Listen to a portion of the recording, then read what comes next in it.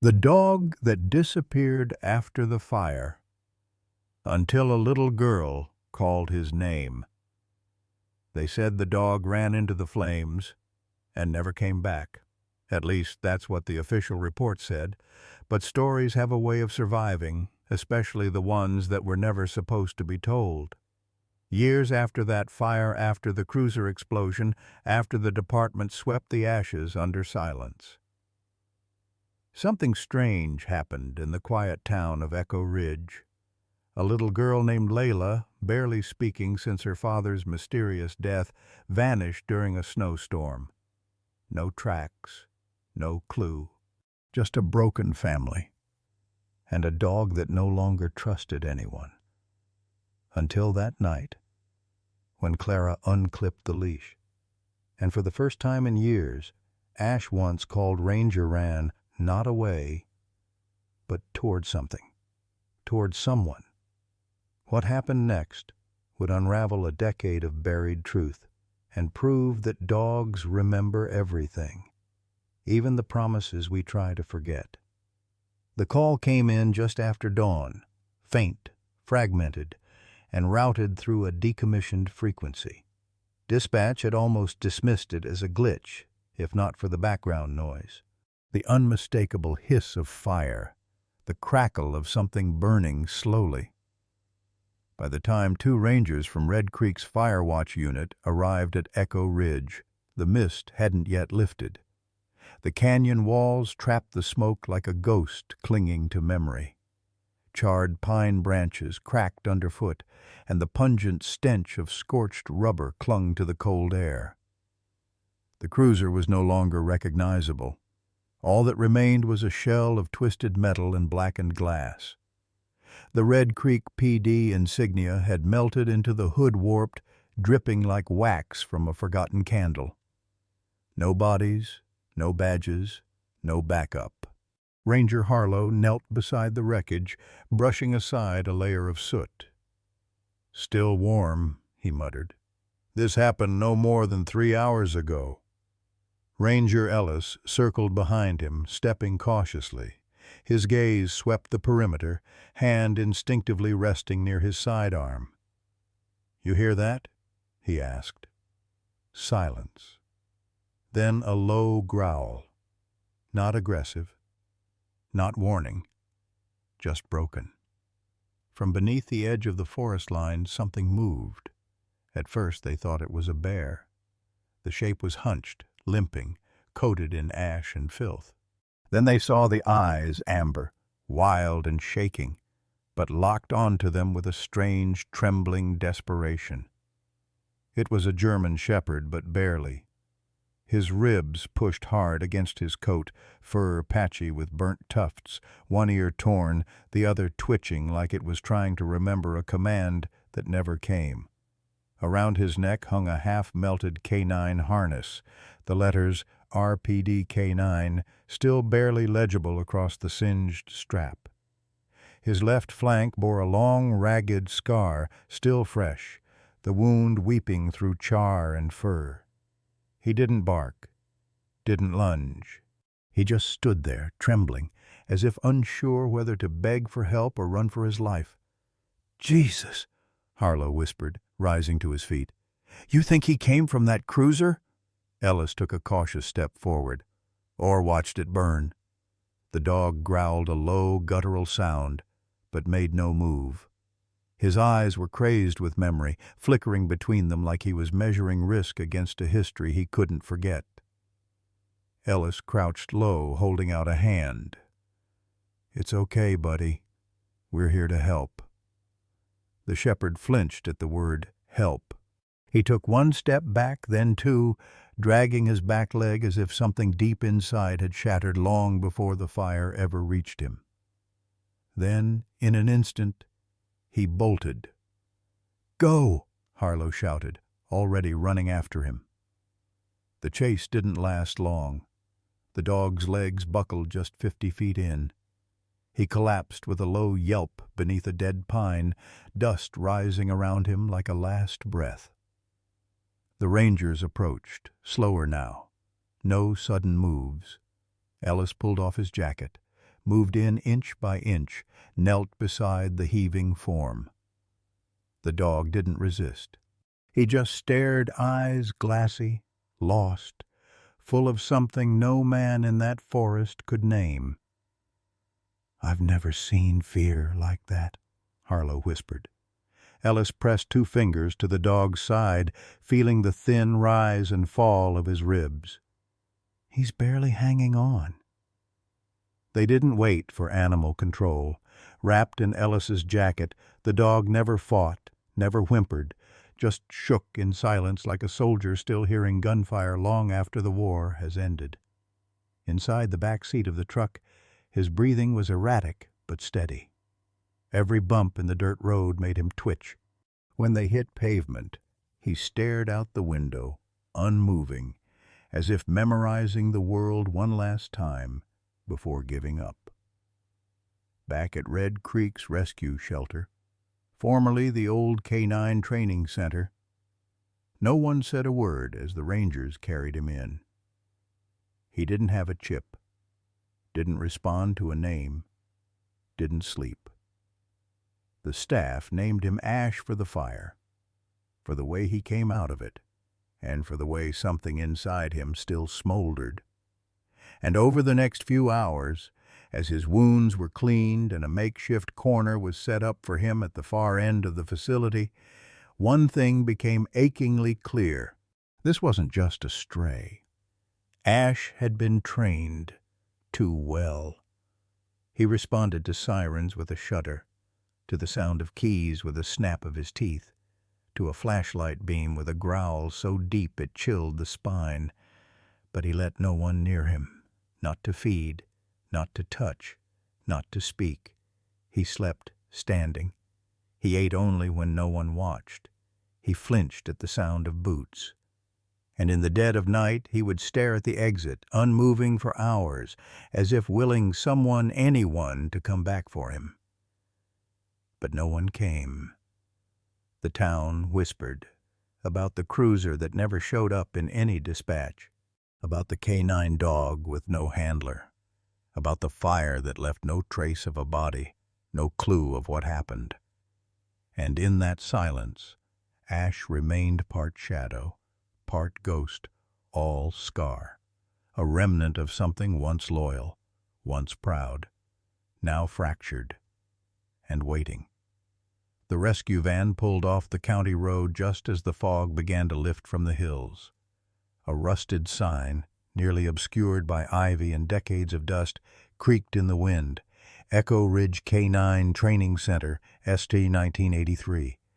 Someone had tried to repaint the letters once, but the brushstrokes had faded, like memory, trying to hold on to something the world had long since abandoned. The center now served as a rescue shelter barely. A handful of volunteers rotated shifts, patched fences, shared blankets in winter when the heater gave out. They did what they could with too little. Too little funding, too little food, too little help. But none of them lacked heart. That was the one thing still in surplus. The van rolled through the gate, tires crunching gravel, and came to a slow stop in front of the main building. It looked more like a forgotten ranger outpost than a dog shelter. Wooden slats, darkened by years of rain, windows clouded with old tape and dust. Yet behind those walls, dozens of dogs had passed through, some healed, some didn't. But all had been seen, except none like this one. As the back doors opened, silence fell. The German shepherd, still wrapped loosely in a ranger's jacket, didn't move. He sat curled in the corner, eyes dull but watchful, one paw twitching ever so slightly, as if even now pain traveled through it like electricity. His fur was still caked in soot, bandaged in 3 places, with a long patch shaved down where burn ointment had been applied. "I've never seen one come in that quiet," murmured Janet, the center's lead caretaker, a woman whose age showed only in the gentleness of her hands. "He hasn't made a sound since we found him," said Ellis, stepping back. "But he's watching. Everything. The moment Janet leaned in, the shepherd's ears flattened. His lip curled, not a snarl, but a whisper of one. A tremor passed through his limbs. Then came the growl. Low, gut-deep. The kind of sound that made even trained officers stiffen. Janet froze. "Okay," she said softly, palms out. "That's all right. You don't want me close." "I hear you." She nodded to the young man beside her. "Bring out one of the old crate units. He's not ready for the main kennel." The volunteers worked quietly, eyes flicking toward the shepherd every few seconds, like he might explode. It was in his posture, the way he kept his body pressed to the corner, always facing the door. Every move was defensive, every stare haunted. They carried the crate inside one of the side rooms. Once a training classroom, it now served as a holding space for the most difficult cases. The walls still bore faded posters of command signals and K-9 ranking charts from the Reagan era. A cracked chalkboard listed "Top Units, 1989" in ghost white writing. When the shepherd was finally inside, door latched and room sealed, he didn't thrash, didn't panic. He just stared. That stare, unblinking, unwilling to trust, yet somehow begging someone to understand without coming too close. Janet sat on a stool outside the glass. "You know," she said almost to herself, "this place used to train dogs like him." "What happened?" asked Harlow. "Funding dried up. The war changed priorities, and people forgot how to wait for trust to grow. So the dogs became numbers, then statistics, then surplus." She looked back at the shepherd. "Some came back broken. Most didn't come back at all." For hours no one approached the crate. They left water, left food. It remained untouched. By sundown, the team gathered at the front office. "He needs a name," said Marla, the shelter's youngest volunteer. "He deserves one." "Name's not going to matter if he doesn't let anyone near," someone muttered. "No," said Janet quietly, fingers tapping a pen against the desk. "But names give us a starting point. A name is how you tell the world. You are not forgotten." They all fell silent. Then Ellis, who had driven the dog in, spoke. "Ash," he said. The name settled in the room like falling dust. "Ash," he repeated, "for what he came out of, for what he carries." Janet nodded. "Ash it is." When she wrote it down on the intake form, the pen hesitated slightly. Not because her hand shook, but because something in her heart did. In the box labeled Background Information, she simply wrote, "Found near burned police cruiser. No known unit, no handler, no chip, no past." Ash's paperwork was thinner than a napkin, but the weight behind his presence filled every room. In the following days, the center adjusted. Volunteers were told not to approach unless necessary. Ash didn't bark, but his growls came without warning, sharp, jarring, followed by a stare that made even seasoned handlers pause. He flinched at the sound of boots, refused to eat unless the room was dark. But he never tried to escape. He could have once or twice. The crate door hadn't latched properly. But he stayed, as if part of him wanted to be there, wanted someone to prove him wrong about the world. Each night, Janet walked past his room and whispered, "Still here, soldier?" He never moved, but she swore some nights his tail made the faintest twitch like a half-forgotten instinct. And far above the shelter, where pine trees whispered old stories to each other, Echo Ridge remained silent but not empty. Something had been lost there, but something had also survived. Its name was Ash, and though no one knew it yet, his story was only just beginning. Red Creek was the kind of town people passed through without slowing down, unless their gas tank hit empty or their past finally caught up with them. Tucked between tired hills and a river that barely remembered how to flow, it bore its own scars in silence. The firehouse hadn't rung in years. The school playground had one working swing, and every window on Main Street reflected something that used to be. It was in this stillness that Clara Reyes lived. She wore her grief the way others wore a coat, functional, quiet, always close. Her late husband's dog tag still hung by the back door, clinking softly when the wind blew. She hadn't taken them down, not because she couldn't, but because she shouldn't. Some things aren't meant to be put away. Some absences live in the walls. Clara worked part-time at the veterinary clinic and volunteered at the shelter twice a week, sometimes more when the storms came through and dogs got loose. She never talked much about her military past, but people knew. The kind of steadiness she carried, the way she walked toward danger when others stepped back, that wasn't something you learned in small-town life. That was earned under fire and stitched into your spine. She didn't ask for pity, just quiet. Red Creek gave her that. But it was Layla who drew the stairs. 5 years old, hair like her father's dark, with a cowlick that always refused to settle. She hadn't spoken a word since he left. Gone. MIA. No flag-draped coffin, no final salute. Just a knock on the door one October morning and 2 strangers in pressed uniforms saying, "Missing during deployment," as if the word missing could fit in a sentence with father and forever. Layla had cried for 3 days, then stopped speaking, stopped laughing, stopped letting anyone in. She stared at the world like it was a puzzle missing the corner pieces. Her teachers tried. Therapists tried. Even Clara tried at first. But grief doesn't always respond to logic or love. Sometimes it builds a home in a child's silence and refuses to leave.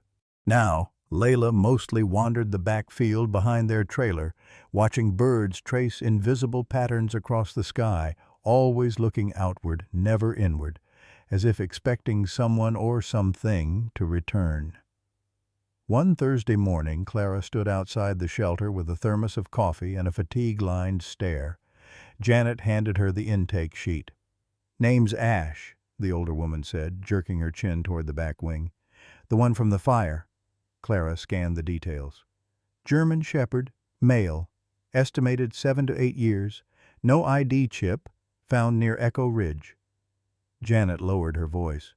"He won't let anyone near, won't eat if watched. Growls if you look too long. He's got the stare, Clara. The kind we've seen before." Clara's fingers tensed on the clipboard. "You want me to work with him?" "I want you to be here. The rest, he'll decide." Clara didn't answer. But that afternoon, she pulled a chair just outside Ash's crate. Not close enough to threaten, not far enough to ignore. She didn't speak, didn't try to offer food or comfort. She just sat, breathing the same air. It wasn't a strategy. It was a recognition of pain, of silence, of the way 2 wounded things instinctively know not to step on each other's broken places. Meanwhile, Layla waited in the truck outside. She always came to the shelter, but never went in. Instead, she sat with her legs curled beneath her, sketching in a faded notebook. Mostly birds, sometimes soldiers, once or twice. A dog. That evening, as the sun dipped behind the ridge and turned the world gold, Clara returned to the truck. "He's in worse shape than they thought," she said, starting the engine. Layla didn't respond. She just looked up at the trees and whispered something only she could hear. The next morning, rain came. Not the hard, pounding kind. The soft kind that reminded people how alone the world could feel when everything was quiet. Clara pulled up to the shelter, umbrella in one hand, Layla's lunch in the other. "Stay dry," she said, brushing the girl's hair back gently. "I'll be right out." Layla nodded and watched her mother disappear into the building. But something tugged at her, something more than curiosity. A pull, an echo, a weight behind the ribs she didn't understand. She opened the truck door. Rain soaked her sweater in seconds, but she didn't care. She moved toward the side window, the one she knew led to the holding wing, peered in through the fogged glass. And there he was. Ash, sitting perfectly still, not asleep, not alert, just there. Like a statue built from ash and war and waiting. Their eyes met, and something shifted. Layla didn't flinch, didn't run. She just pressed her palm to the glass. Inside, Ash tensed, muscles rigid, hackles raised. Then slowly, his head tilted. Not much, just enough to suggest, "I see you." Layla's lip trembled, but not from fear. Something inside her chest stirred, aching and new. For the first time in 2 years, her body didn't feel like a locked box. Clara found her minutes later, soaked and shivering. "Layla, you can't just—" She stopped. Her daughter didn't move, her hand still on the glass, Ash still watching. And Clara felt it too, the static, the shift. 2 wounded souls, one unspoken thread pulling them together. In a town full of scars, something had just begun to heal. The morning light filtered through the warped plastic skylights of the shelter, painting long bars of gold across the floor. Everything smelled of bleach and wet fur. The hum of the old generator out back rattled faintly through the walls. It was a shelter barely holding itself together, much like those who came through its doors. Clara was in the front room, filling out paperwork and sorting food donations. She hadn't noticed that Layla had slipped away again. The girl walked barefoot, each step soundless on the cold concrete. Her sweater hung off one shoulder, sleeves too long, trailing like whispers. She moved with a weightless kind of caution, as if the world might shatter if she pressed too hard on it. Down the narrow hallway, past the crates of howling pups and the anxious tapping of kennelled claws. Layla stopped in front of the last enclosure on the left, the one no one dared go near. The one with the warning sign in red, "Caution, aggressive Ash." He was lying down, facing away from the gate, a skeletal shadow in the shape of a dog, muscles taut even in rest. His ears twitched slightly at her presence, but he didn't turn. Layla didn't speak.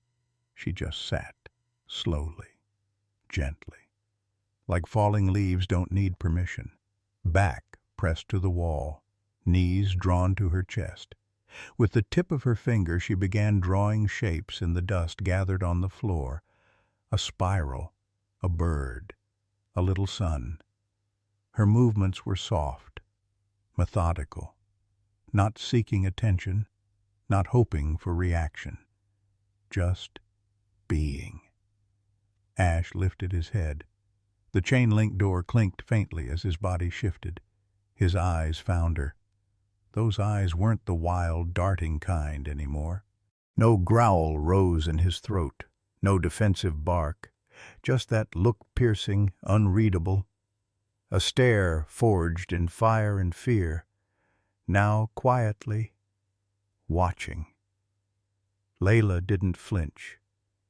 She felt it. That sharp silence between them, like they both recognized something unspoken. Not just pain, not just loneliness, but the exhausting weight of survival. Ash stood, every motion precise, coiled, tense, but no longer threatening. He stepped once toward the gate. Layla kept drawing.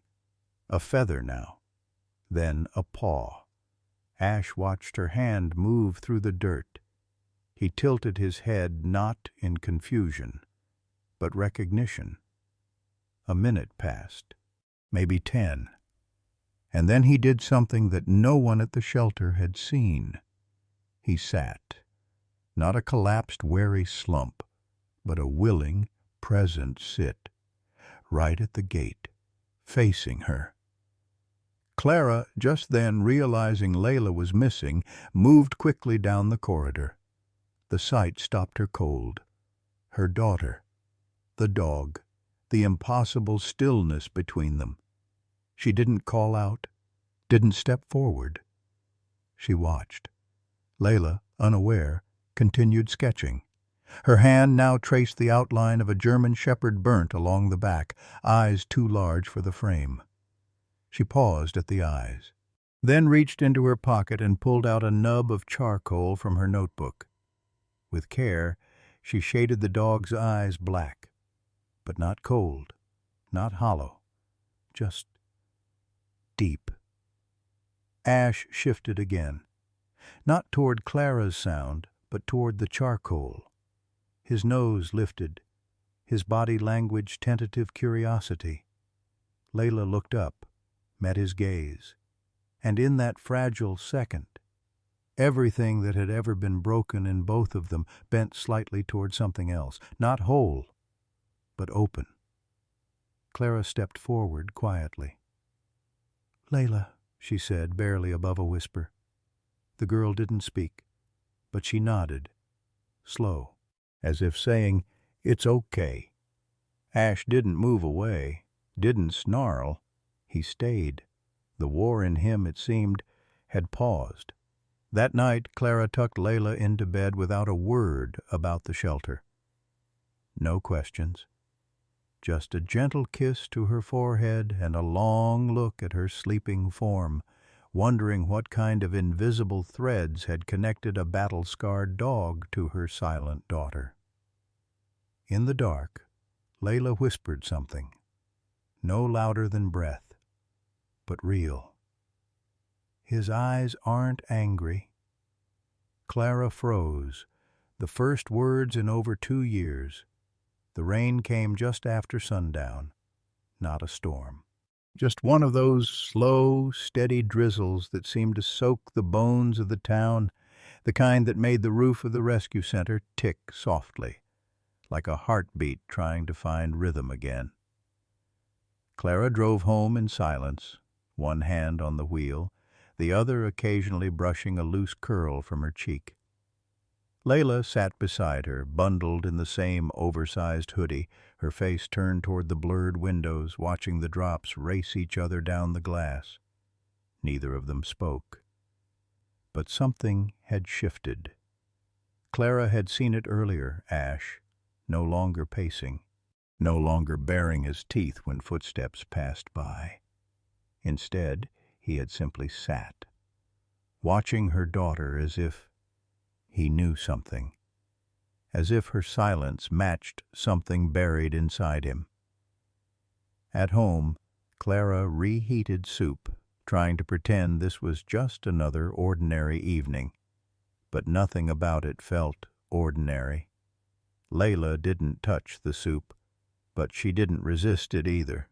She just sat at the small kitchen table, her hands wrapped around the ceramic bowl, head tilted as if listening for something distant. Her eyes were softer tonight, less clouded. Clara sat across from her, stirring her own bowl, barely tasting the food. Her gaze kept drifting to Layla. There were things she wanted to say, wanted to ask, but the last 2 years had taught her patience. Words would come, or they wouldn't. Sometimes presence had to be enough. The only sound was the low hum of the fridge and the gentle tap of rain. And then Mom? It came so softly, Clara thought she imagined it. Her spoon paused mid-air. Layla didn't look up. She just said it again. Mom, the dog is sad. Clara froze. Her chest caved in around the words like they'd been hurled into her rib cage. Her vision blurred so fast she didn't have time to blink it away. It had been 2 years. 2 years of silence. 2 years of watching her little girl withdraw like a tide that never returned. Not a whisper, not a murmur in her sleep, just stillness. And now, 4 words. The dog is sad. Not a question, not an echo, a knowing, a truth spoken without fear, without prompting, as if it had lived in Layla's chest all along, waiting for someone or something to break open the dam. Clara set down her spoon slowly, swallowed the knot in her throat. Sweetheart, her voice cracked. What did you say? Layla looked up. Her eyes, those vast, quiet oceans, met Clara's. She didn't smile, but she didn't look away either. The dog, she repeated. His heart hurts. Clara covered her mouth. A sob rose so fast it betrayed her, and she turned away as tears spilled freely. Shoulders trembling from the ache of hope, slamming back into her like a long-lost wave. Layla reached across the table, not to touch her, but to push the napkin holder closer. Small, gentle, enough. Clara composed herself slowly, wiping her face, trying to respond without frightening the miracle that had just taken place. Do you want to draw with him again tomorrow? She asked, her voice soft and cracking. Layla gave the tiniest nod. Then, after a beat, she added, He doesn't know where his person went. Clara's breath hitched again. It wasn't just a sentence. It was empathy. From a child who hadn't spoken a word since her father vanished on deployment, who hadn't cried, hadn't asked, hadn't let herself feel, until now, until Ash. She reached across the table, this time with full intention, and gently placed her hand over Layla's. It was warm, real, and Layla didn't pull away. That night, after Layla had curled under the quilt with her stuffed whale clutched to her chest, Clara stood in the hallway for a long time, listening to the rain. Listening for sounds that hadn't existed in their home for years, breath patterns, murmurings, fragments of life returning. She didn't sleep much. Instead, she sat by the window, staring out across the dark trees that framed the edge of Red Creek, heart pounding with questions. Who was Ash before the fire? Where had he come from? And how? How had he done what therapy, time, and every well-meaning word could not? As if her daughter and this fractured dog had found each other by design. Not broken pieces, but matching ones. The first time Clara stepped into Ash's enclosure alone, the silence cracked like thin ice beneath her boots. He didn't lunge, didn't bark, but he turned slowly, those molten eyes locking with hers like coals buried beneath a blanket of ash. A warning, no growl. Just heat that said, don't. Clara didn't flinch. She didn't move closer either. She simply sat, cross-legged, calm, no clipboard, no gloves, just an old army hoodie and a single milk bone in her palm laid gently on the concrete between them. She'd done this before, with dogs bleeding from war, with strays pulled from rubble, with creatures more shadow than animal. But this one? Ash wasn't feral. He was trained, and that terrified her more than if he'd been wild. The staff watched from the other side of the two-way mirror in the admin room. 3 volunteers, 1 underpaid vet tech, and Martha, The woman who ran the shelter, like it was still 1986 and trust could be built with beef jerky and a broomstick. "I don't like it," Martha muttered, "the way he tracks her every move, like he's sizing her up." "He didn't flinch when Layla sat down," said Danny, the youngest of them, barely out of high school, but with a heart bigger than her sense of fear. "That's something. He didn't flinch because she's a child," Martha snapped. "He's holding back. That's worse. That's control, not peace." Clara emerged from the back room, brushing dust from her knees. "He didn't touch the treat," she said, half to herself. "But he didn't destroy it either." "Clara," Martha said, arms folded, "you're the one who taught us not to project." "I'm not projecting," Clara replied evenly. "I'm observing. His restraint is patterned. It's not random. And when Layla enters the room, his breathing changes. His ears adjust. He listens differently." Martha sighed. "And yet he still won't eat, still won't drink unless no one's around, still growls at every man on staff, still lunged at Kyle yesterday for moving too fast." There was a long silence. Then Martha dropped the words Clara had been waiting for, dreading. "I think we should prepare to put him down. It's only a matter of time before someone gets hurt." That night, Clara couldn't sleep. She sat on the edge of Layla's bed, watching her daughter's chest rise and fall, her tiny fingers still curled around the stuffed whale she called Boo. 2 years ago, she had buried her husband without a body, just a folded flag, a name etched on a wall. And in the weeks that followed, Layla went silent, vanished behind glass. Now, Clara was watching her come back bit by bit because of a broken dog no one understood. No, she wouldn't let them take him. Not yet.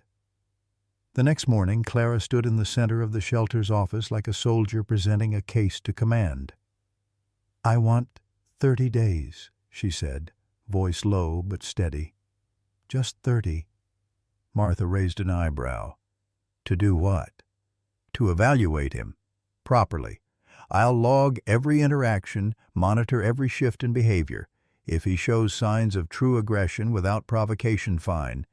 But until then, I want space to try." "What's different now?" someone asked from the back. Clara turned, eyes calm, piercing. "My daughter spoke for the first time in 2 years because of that dog." The room fell silent. "He may never be adoptable. I understand that. But he is responding to her.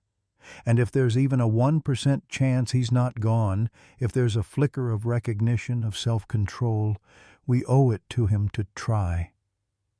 She didn't yell, didn't cry, but something in her tone, like the voice of someone who had buried too much and come back breathing, made everyone listen. Martha finally sighed. "You'll handle it?" "Alone," Clara nodded. "No more volunteers near his kennel.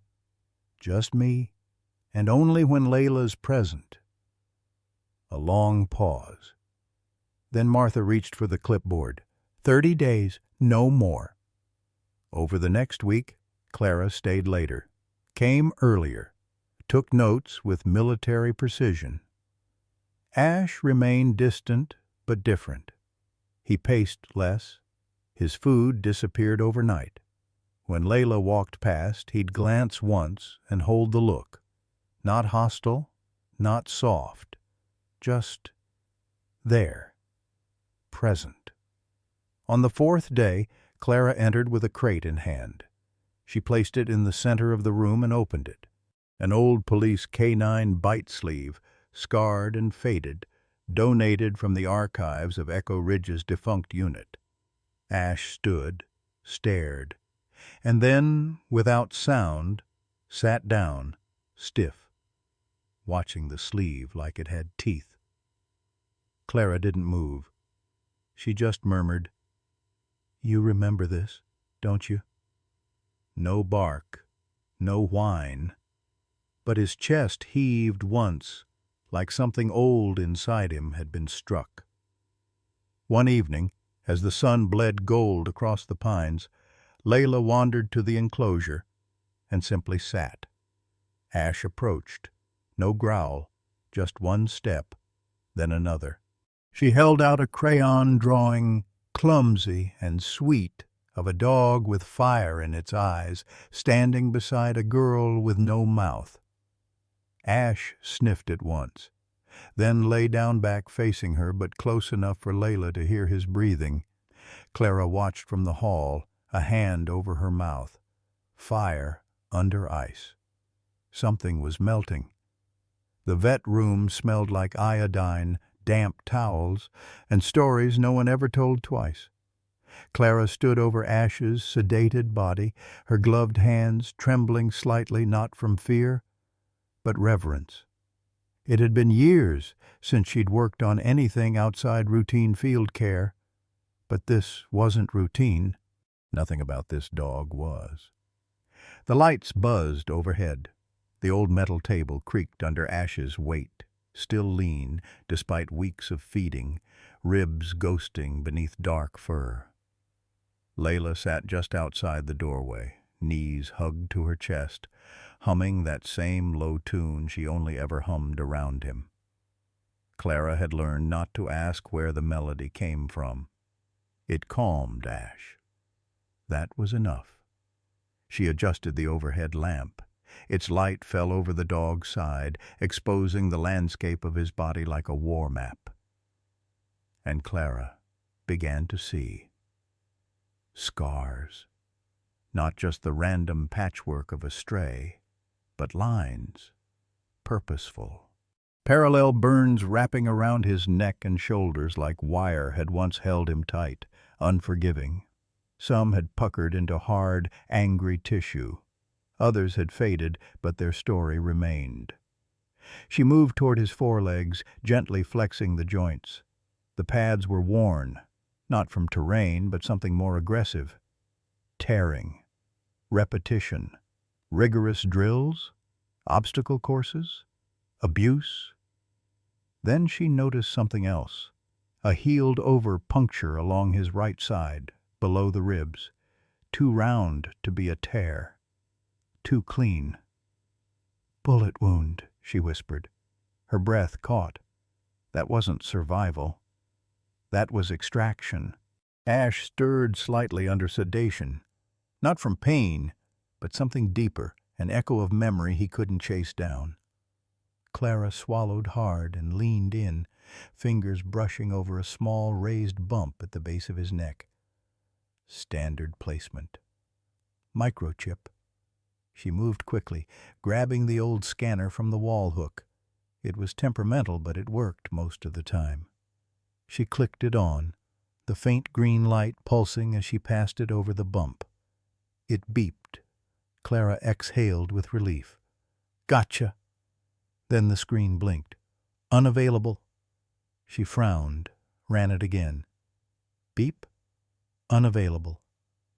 No registration. No owner. No agency. No trace. She checked the model.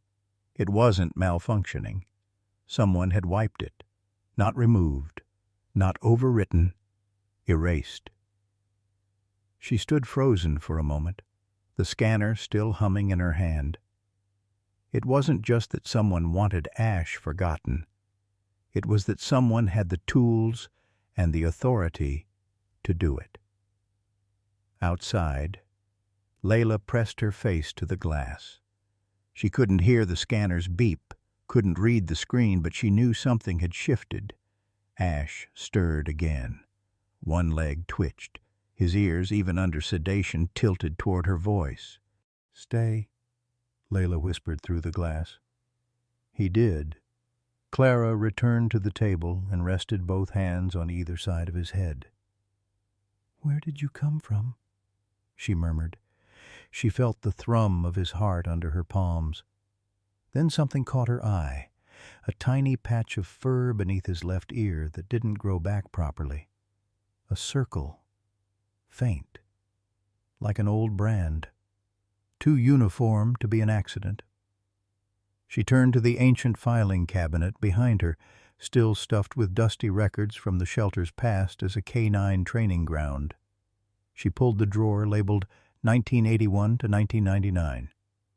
Inside, laminated rosters, call logs, maps, photos yellowed with time, and tucked in the back a binder marked Echo Ridge. Her heart stuttered. She flipped it open. Inside were entries for handler names, dog serial IDs, deployments.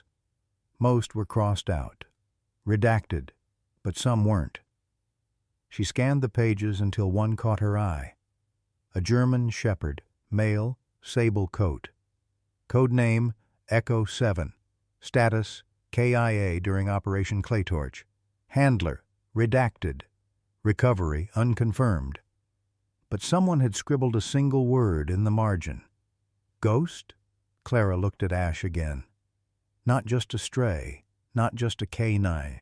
A ghost from a place no one wanted to remember. That night, Clara didn't sleep. She sat at the kitchen table, old files fanned out around her like relics of a war no one admitted happened. Layla lay on the couch, curled beside Ash, who now allowed her presence within inches. He hadn't flinched once. In sleep, he was quieter near her, calmer, almost safe. Clara studied them both. The girl who didn't speak until a broken dog limped into her world, and the dog who wouldn't let anyone near him unless that girl was present. She whispered to herself, words barely more than breath. Who tried to erase you? Ash didn't stir, but Layla's voice came soft, eyes still closed. He remembers me, Mama. Clara blinked, startled. What? Layla opened her eyes slowly. In his head, there's fire, and fences, and running, but when I hum, it goes quiet. Clara's blood ran cold. You dreamed that? Layla shook her head. He did. It began with a sound harmless, ordinary, a click, a static hiss, and Ash exploded. The morning sun had just broken over the tree line, spilling gold across the gravel lot. Inside the shelter, Clara was elbow-deep in cleaning supplies, organizing syringes in the cabinet, while Layla swept in slow, gentle circles near Ash's kennel. It had become their quiet rhythm mother, daughter, dog. But outside, a deputy's cruiser pulled into the lot. Routine. Deputy Mason old school, friendly. He always left his radio on loud, one of those outdated Motorola handhelds that buzzed every time dispatch coughed. This time the buzz came mid-sentence. Ash's ears jerked back. His pupils dilated like a struck match. Then came the dispatch tone. Bweep! Ash snapped. With a guttural snarl, he hurled himself at the side of the kennel, claws raking metal like they wanted it to bleed. The steel trembled under the force. His jaws clamped onto the bars, teeth bared to the gums. Foam dripped at the edges of his mouth. His eyes were no longer wild. They were fighting ghosts. Clara dropped the tray. It shattered. Layla, away from the door. Now! Layla froze. Ash lunged again, slamming shoulder first into the corner of the cage, emitting a sound Clara had only ever heard in combat zones, a howl that wasn't pain, but recoil. Mason burst through the door. What the hell's going on? Turn off the radio, Clara yelled. Too late. A second tone fired, then a string of code numbers from dispatch, and Ash lost himself. It took nearly 10 minutes for Clara to calm him, sheets thrown over the kennel, lights dimmed, her voice low and firm, steady as thunder at a distance. Ash collapsed in the corner, chest heaving, body slick with sweat. One paw bled where he'd cracked a claw against the cage. Clara knelt beside the kennel, arms shaking. She didn't cry. Not yet. Layla didn't move. She just sat curled in the hallway, lips pressed into her knees. Not crying, not speaking, but her drawing, the one she'd made on the floor with bits of straw and dust, was ruined. Ash had stepped on it in his frenzy. It had been a picture of a house, with a dog and a girl. By noon, the shelter director, Karen McGrady, had seen the security footage. She didn't say much, just rubbed her temples, pushed her glasses higher on her nose, and typed quietly into a desktop computer that still ran on Windows XP. Then she printed a form. Clara knew exactly what it was before it landed on her desk. Euthanasia authorization, Class B. Clara stared at the paper. Karen didn't meet her eyes. We're not a trauma center, Clara. We don't have the liability insurance. And if he hurts a child— He didn't, Clara cut in. He reacted to a sound. That's not aggression. That's trauma. Karen folded her arms. He's a liability. You've said it yourself, PTSD. That means trained violence. That means unpredictable. He's not unpredictable, Clara said, jaw tight. He's conditioned. Something in that radio, it triggered him. Which is why this isn't just about saving a dog. It's about protecting everyone else. You think the board's going to pay a lawsuit if he bites someone? Clara's voice dropped. He's a veteran. Karen blinked. He's a dog. No. Clara stood slowly. He's a survivor of something someone doesn't want remembered. His chip was wiped. His body has combat trauma. He's not broken. He's hiding. Karen didn't argue. She just tapped the form again. 30 days. That's all I can give you. Then we reevaluate. Clara nodded once, sharp as a scalpel. That night she brought Ash into the exam room alone. Layla had fallen asleep on the bench in the hallway, her hand still gripping a chewed pencil stub. Clara wrapped a light blanket over her before locking the door behind them. Inside, she sat cross-legged near the crate. Ash didn't look at her. Hey, she said softly. It's okay. Still nothing. She pulled out a small police radio from her old med bag, one she hadn't touched in years. She flicked it on. The light blinked soft, low frequency. No sound yet. Ash turned toward it. His eyes narrowed. He didn't growl. Clara turned the dial slightly. One click. No tone. Ash didn't move. Then she whispered, "Sits." He tensed. Her pulse jumped. "Sits," she said again, gently. Ash sat. Not fearfully, not rigidly, just as if he remembered. Clara exhaled shakily. "Who were you trained for, boy?"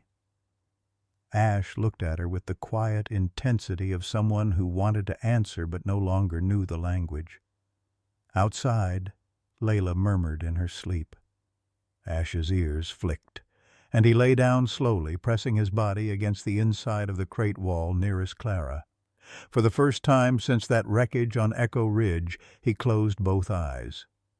No one told her what to draw. Layla simply did. It began one morning, fog thick as milk hanging over the trees behind the shelter. Clara had gone inside for supplies.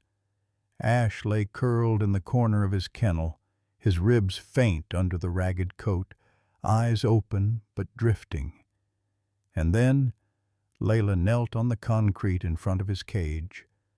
No clipboard, no speech, just the chalk stub she always kept in her jacket pocket. A remnant from her old therapy sessions, where they used to say drawing was safer than speaking. She knelt, leaned forward, and drew a circle. Not perfect, not symmetrical, but deliberate. One loop, then another. Then another, concentric rings, widening outward from Ash's kennel door like ripples in still water. She didn't look at him. She didn't look at anyone. She just drew. And something in Ash shifted. His breathing slowed. His ears, always tilted back in vigilance, relaxed. He didn't pace. He didn't snarl. He didn't even blink much. He watched. And then he exhaled. "Did you see that?" one of the volunteers whispered. Micah, a college kid who'd been helping on weekends, peered from the corner. "She's been doing that for a few days now," he said. "Thought she was just making designs." "Those aren't just designs," murmured Maria, the shelter's oldest volunteer nearing 70, stiff knees, voice like burlap.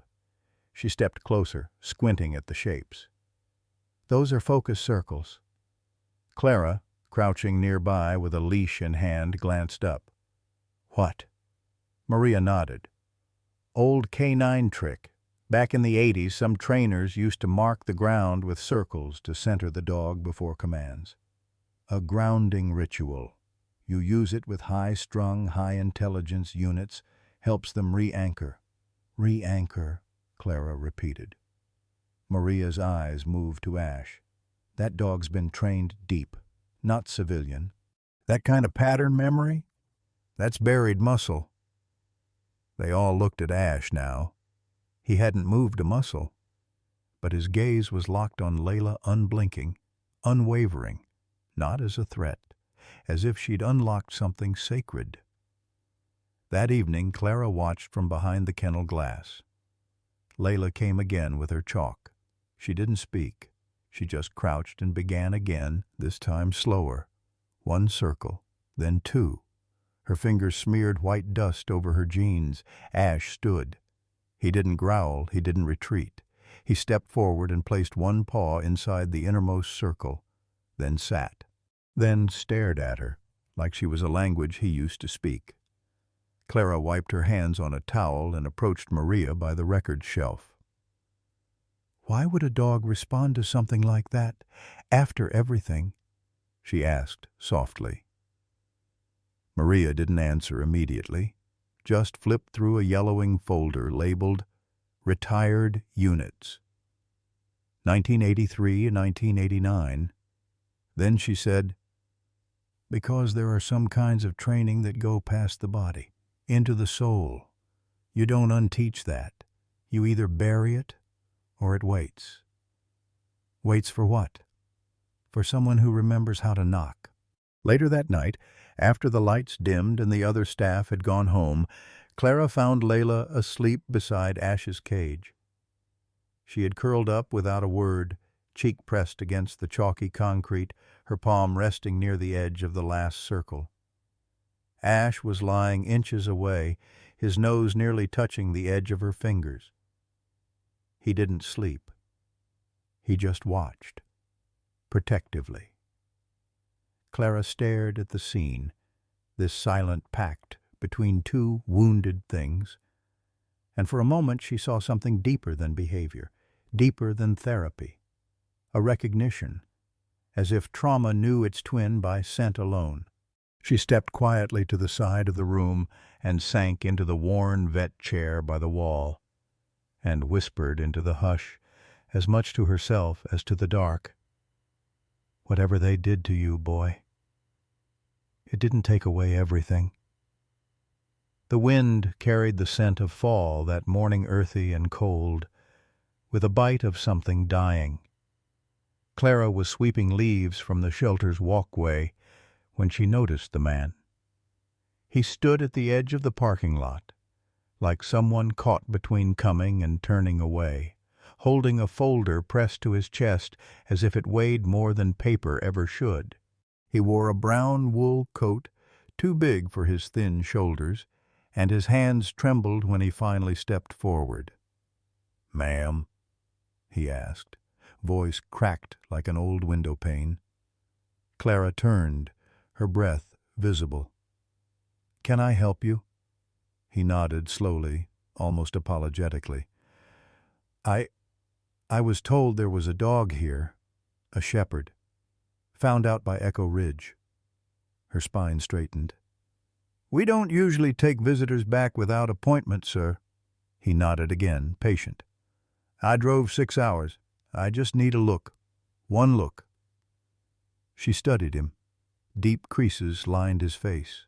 Not the kind made from time, but grief worn smooth from repetition. The kind of man who's learned to live with questions that never get answered. He opened the folder. Inside, a photograph creased, stained, but clear enough. A younger man in uniform, smiling crookedly, crouched beside a German shepherd with intense, bright eyes. The dog wore a tactical harness marked Ranger. "That's my son," the man whispered. "Caleb Ward, officer first class, missing 3 years. Body was never found. They said he drowned. River patrol. No witnesses. No dog." Clara stared at the photo.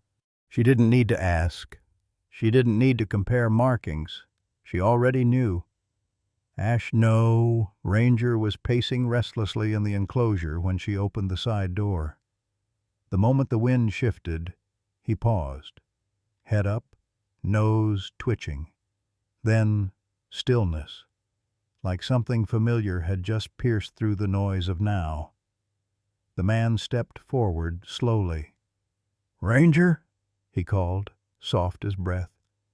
The dog froze, not in fear, in memory. His ears pricked, his head tilted, eyes locking on the old man like trying to place a sound from another lifetime. Then, a single step forward, another. The man lowered to his knees, folder slipping from his hands, forgotten in the gravel. "I held your leash when Caleb went overseas," he whispered. "Watched you jump into that chopper like it was nothing. You never looked back. God, you were always like that.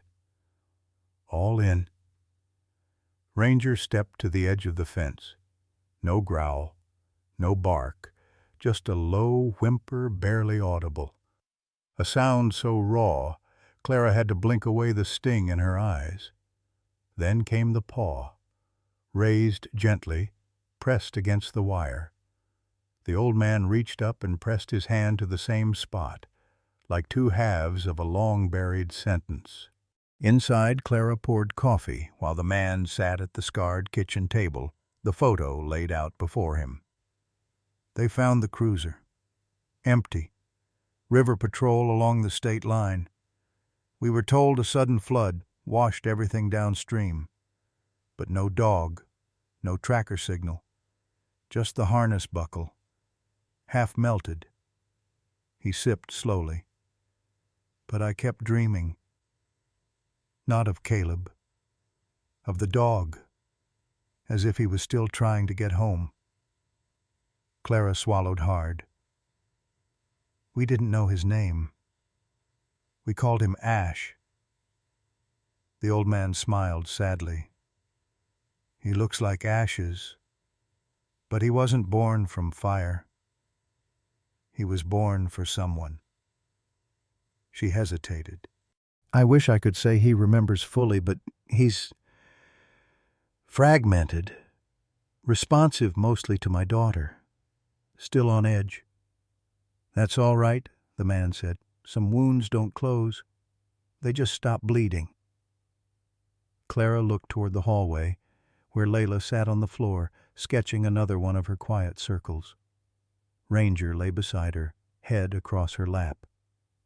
The old man followed her gaze. That girl, he murmured. She doesn't speak much, does she?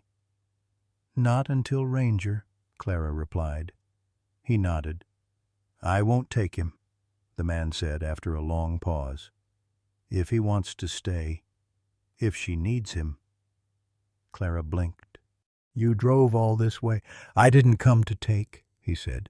I came to know he wasn't just a dream, that someone somewhere made it back. As the sun began to lower behind the trees, the old man walked to the door. Ranger followed to the threshold, not barking, not begging, just watching. You saved more than my son, boy, he said softly, even now. Then, almost as an afterthought, he turned to Clara. There was a program, he said. Quiet, not official. Dogs like Ranger. They weren't just canine. They were part of something bigger, embedded. What kind of program? He didn't answer, just gave a weary smile. Find out what they erased. Then he stepped out into the wind and was gone. Ranger stayed by the door for a long time, nose pressed to the glass, as if somewhere, deep inside, a thread had been pulled, and something buried was beginning to unravel. The silence of Red Creek's after hours had its own gravity. At night, even the hum of the refrigerator sounded like it held secrets.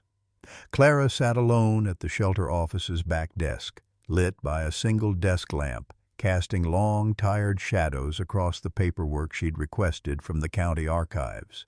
Some of it she'd had to call in favors for. Other files had simply appeared, slipped through unofficial channels. A man like Caleb Ward should have left a clear trail. But his trail was a ghost. The initial missing persons report was thin, too thin, typed with uneven ink, like it had been rushed. Clara's eyes moved down the page again. Patrol Route 18B, Riverbank scan near mile marker 221. Time of last transmission, 1417.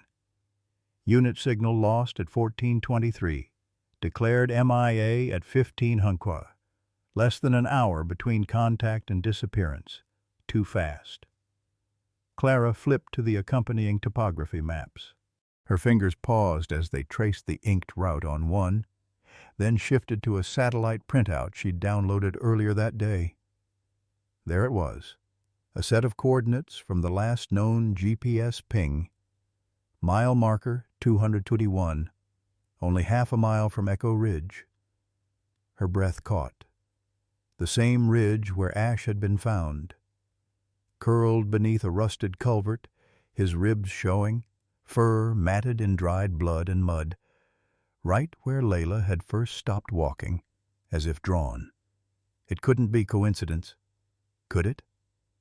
She reached for her phone, snapping a picture of the overlapping maps.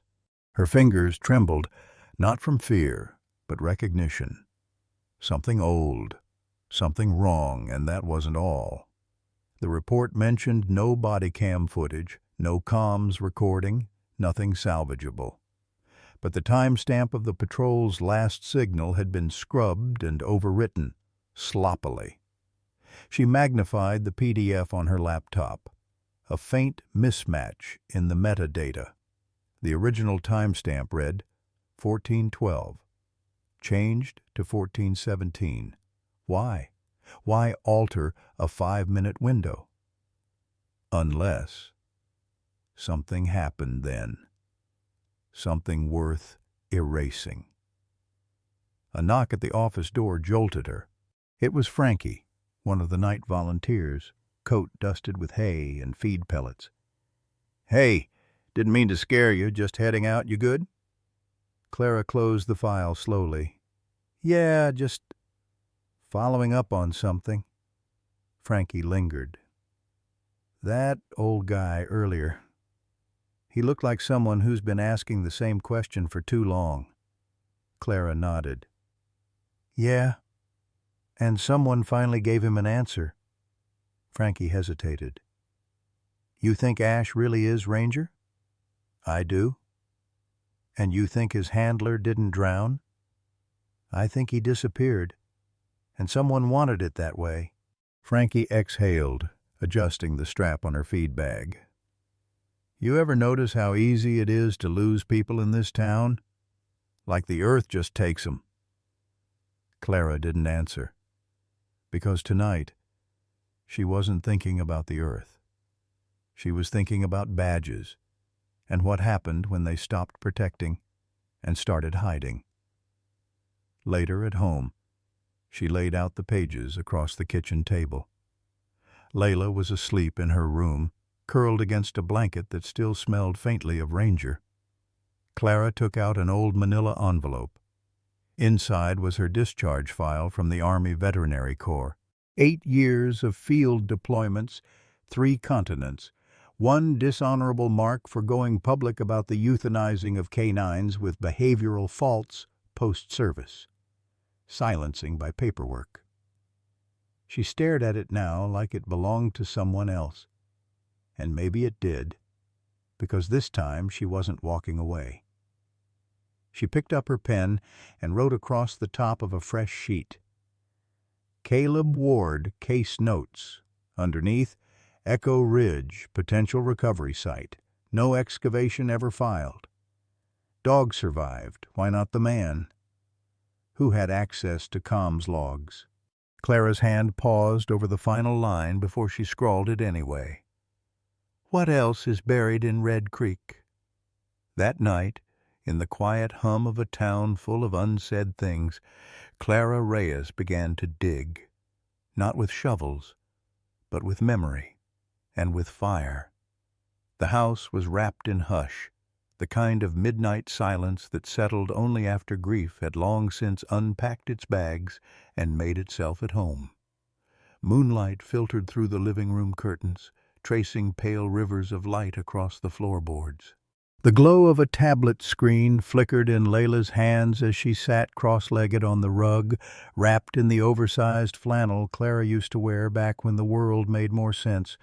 Ash, still officially Ash on the records, though the name had begun to feel more like a placeholder, was curled a few feet away, his body rigid even in rest. He didn't trust sleep, not fully. Clara had once whispered that she recognized the posture from soldiers who'd returned from combat but never really left it. Tonight, though, Layla didn't draw circles. She didn't hum under her breath. She watched. On the screen, an old K9 training video from the 2000s played. The footage was grainy, digital dust swimming across the lens. A man in a blue uniform stood beside a German shepherd. "Watch," he said. The dog's ears perked. "Seek and protect." The dog lunged forward, scanning the area before coming to heel. Layla didn't blink. Her thumb hovered, then replayed the phrase again. "Seek and protect." The moment the words hit the air, Ash stiffened. His eyes opened not wide but sharply, as if a switch had flipped. He rose, slow but sure, muscles taut like pulled wire. His ears trained forward, neck low, a sound caught in his throat. Not a growl, not a whimper, a memory. Layla whispered, "Ash?" But Ash wasn't looking at her. He was looking at the door. Then came the sound. A bark. Sharp, low, certain. Layla jumped. Ash moved toward the front door with purpose, nose to the crack under the frame, paws shifting restlessly. He barked again, and again, not out of panic, alert, response, command. Clara rushed in seconds later, hair disheveled, shirt half-buttoned. "Layla, are you okay?" Layla pointed at the tablet. The screen still showed the handler shouting the phrase, "Seek and protect." Ash barked again and turned to Clara with eyes that demanded something known. He paced to the door, back to Clara. Sat. Stood again. Barked. Clara dropped to her knees. "Oh, my God," she whispered. "He remembers." She stepped slowly toward the door, heart thudding. It was past midnight. The street was still. No headlights, no motion. Just wind threading through the trees like a whisper lost in translation. Ash pressed his snout to the bottom of the door, then turned toward Clara, letting out a sound low in his chest, not aggressive, not afraid, urgent. Clara crouched. Her voice was careful, gentle. "Ranger, what did you hear?" Layla crept beside them, hand outstretched. She didn't touch Ash, she never did first. But he turned his head just slightly, just enough for his ear to graze her knuckles.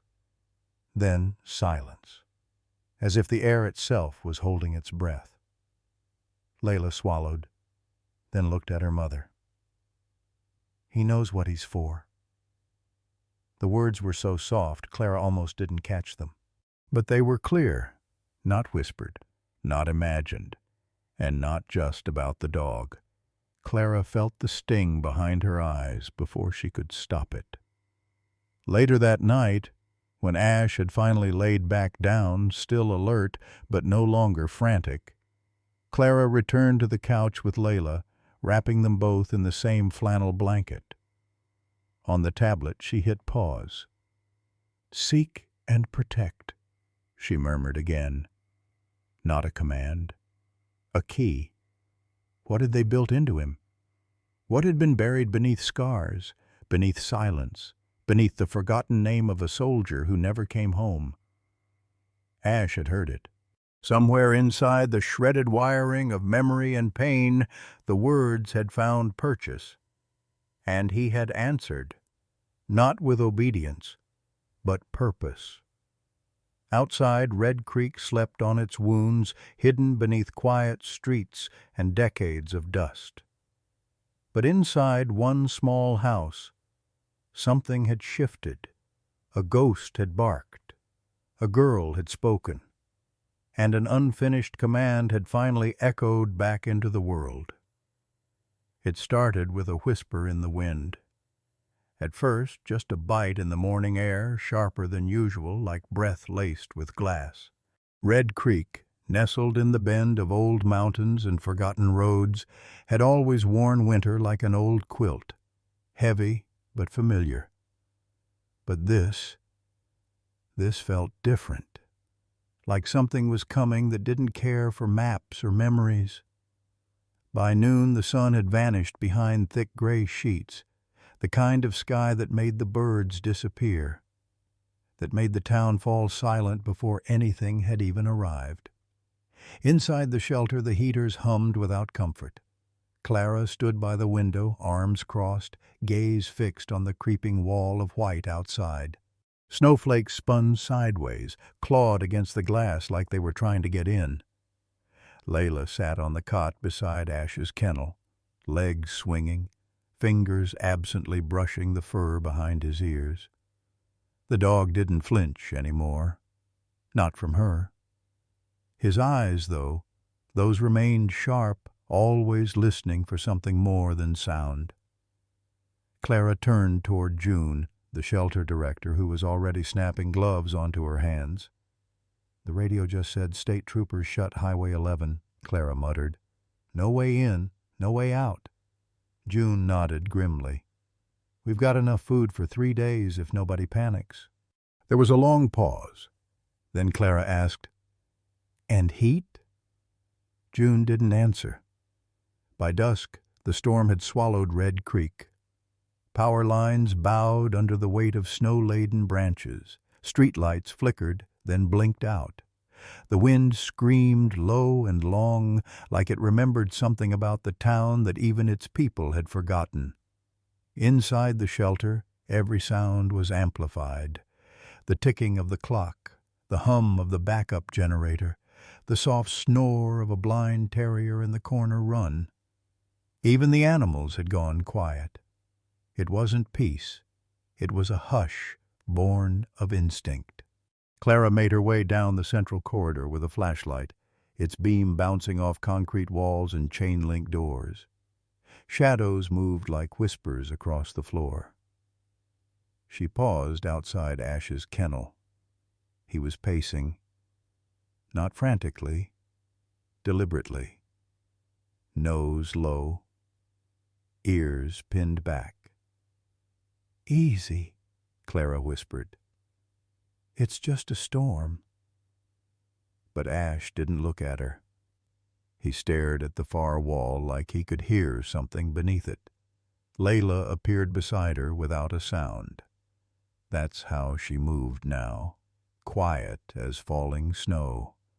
She looked up at Ash, then at the wall he watched. "There's something coming," she said softly. Clara blinked. "The storm's already here?" Layla shook her head. "Not that kind." An hour later, the power flickered once, twice. Then the lights died completely. Darkness folded over the shelter like a closing hand.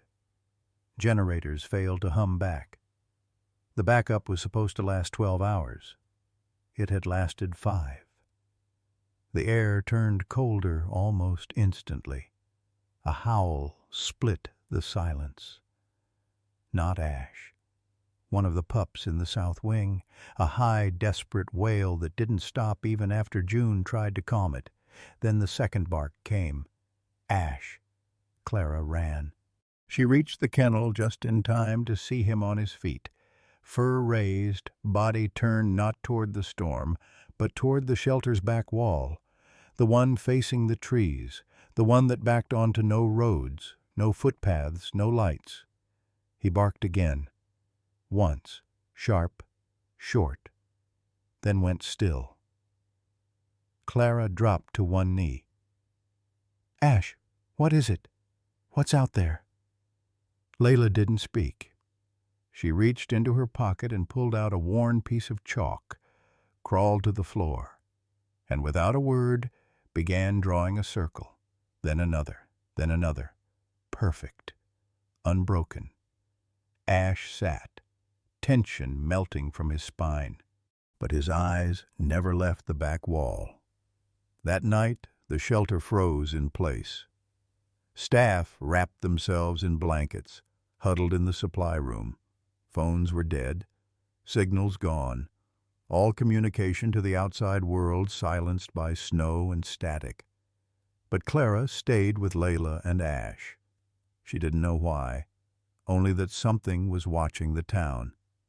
And Ash, whatever his name had been before, whatever scars he carried under that grizzled fur, he knew. Not just the scent of danger, but the shape of it. Somewhere beyond the reach of light, something scraped across the ice. Ash didn't bark again. He didn't need to. The warning had already come, and it was cold as bone. The wind had quieted, not gone, but stilled, like a breath held too long. That terrible howl of the storm outside had faded to a whisper, and for a moment it almost felt like Red Creek had been spared. But Clara knew better. Silence had weight. She moved through the dim shelter like a ghost, flashlight flickering low. Her hands trembled, not from the cold, but from something she couldn't name, something that had started the moment she noticed the back door cracked open, snow drifting in like an unwelcome truth. "Layla?" she called softly, voice fraying at the edges. Nothing, just the hush of sleeping animals and the creak of the door on its rusted hinge. She ran then, through the corridor, through the silence, into the snow. Outside, the world had turned white and shapeless. The sky bled gray. Trees stood like sentries. And footprints, tiny, ungloved, fragile, trailed away from the back steps of the shelter, leading into the woods. Clara didn't think. She followed. Snow swallowed her ankles, her knees. The cold bit at her face, her lungs. But all she saw was the flash of pink Layla's jacket, half buried in the frost just beyond the tree line. She stumbled toward it, dropped to her knees. Her breath hitched when she picked it up, still warm, still soft, as if Layla had just slipped out of it like a second skin. "No," she whispered. "No, no, no." Ash burst through the snow behind her, growling low, nose to the ground. He circled once, then darted into the trees. Clara didn't follow. Not yet. She clutched the jacket to her chest and screamed into the woods, "Layla!" No echo, just wind, just emptiness. By the time the other staff caught up, Clara was on the forest floor, rocking gently, holding the jacket like it could still hold her daughter's shape. June knelt beside her, trying to speak, but Clara didn't respond. She stared straight ahead. past the trees, past reason. "She's not gone," she whispered. "She doesn't wander. She doesn't. She never." Ash returned. His fur was coated in frost, his eyes wild, but his steps were purposeful, and in his mouth something strange, a scrap of cloth torn and stained. Military issue, faded letters, barely visible. K9 Echo Ridge. Clara's heart thudded like a war drum. She grabbed the fabric with shaking hands. Echo Ridge, the old training compound, now buried beneath years of snow and silence. "She didn't just run," Clara murmured, more to herself than to the others. Something called her. She looked at Ash. He met her gaze with eerie calm, like he understood the weight of it all. She went with him. Later, when the storm lifted just enough to let the moonlight in, they found it, at the edge of the trees, in a small clearing ringed with frost-bitten pine, a shape carved in the snow, arms out, feet together. A perfect angel. No footsteps led away, only in, and then silence. Ash whimpered beside it, sat down, bowed his head, as if in mourning, as if in reverence. Clara fell to her knees beside the impression, ran her fingers along the frozen edge. Layla's size, Layla's shape. She could almost see her there, eyes closed, safe, waiting. But the forest held its breath and gave no answers. Just that single, impossible snow angel left behind in a clearing where nothing had walked out.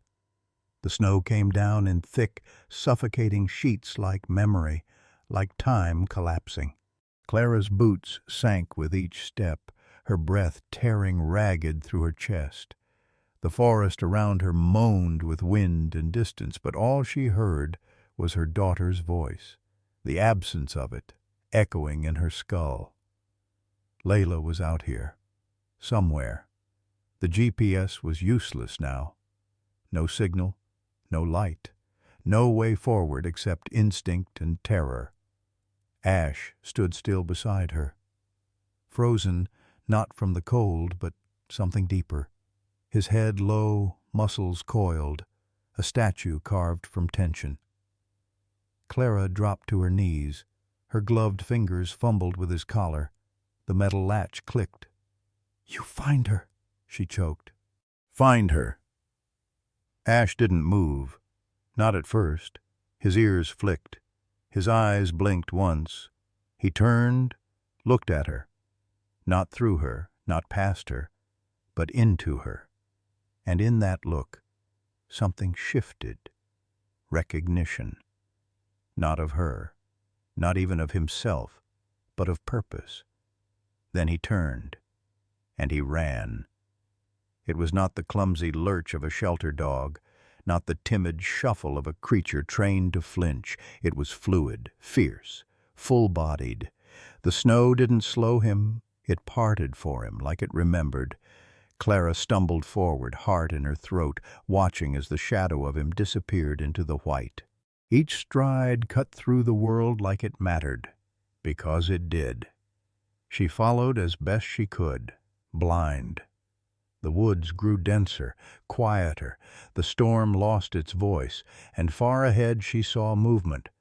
Ash again, just for a moment, pausing beneath a ridge line. He barked once. A deep, resounding call. It didn't sound like Ash. It sounded like Ranger, like a name finding its echo. By the time Clara reached him, her legs were burning, her face stung with cold. Ash stood at the mouth of something she hadn't seen in years, half buried under branches, warped by snow and time. The old Echo Ridge K9 field station, abandoned, condemned, yet still standing. Ash didn't wait.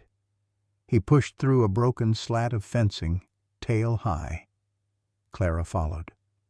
Inside, it smelled of rust and rot and memories she'd buried. The training ring was collapsed, kennels gutted. But the air pulsed with something that hadn't died, something that had only waited. And then a whimper. Small, familiar, human. Clara's heart stopped. Ash shot left, paws skidding on concrete, claws scraping for purchase. Clara rounded the corner behind him.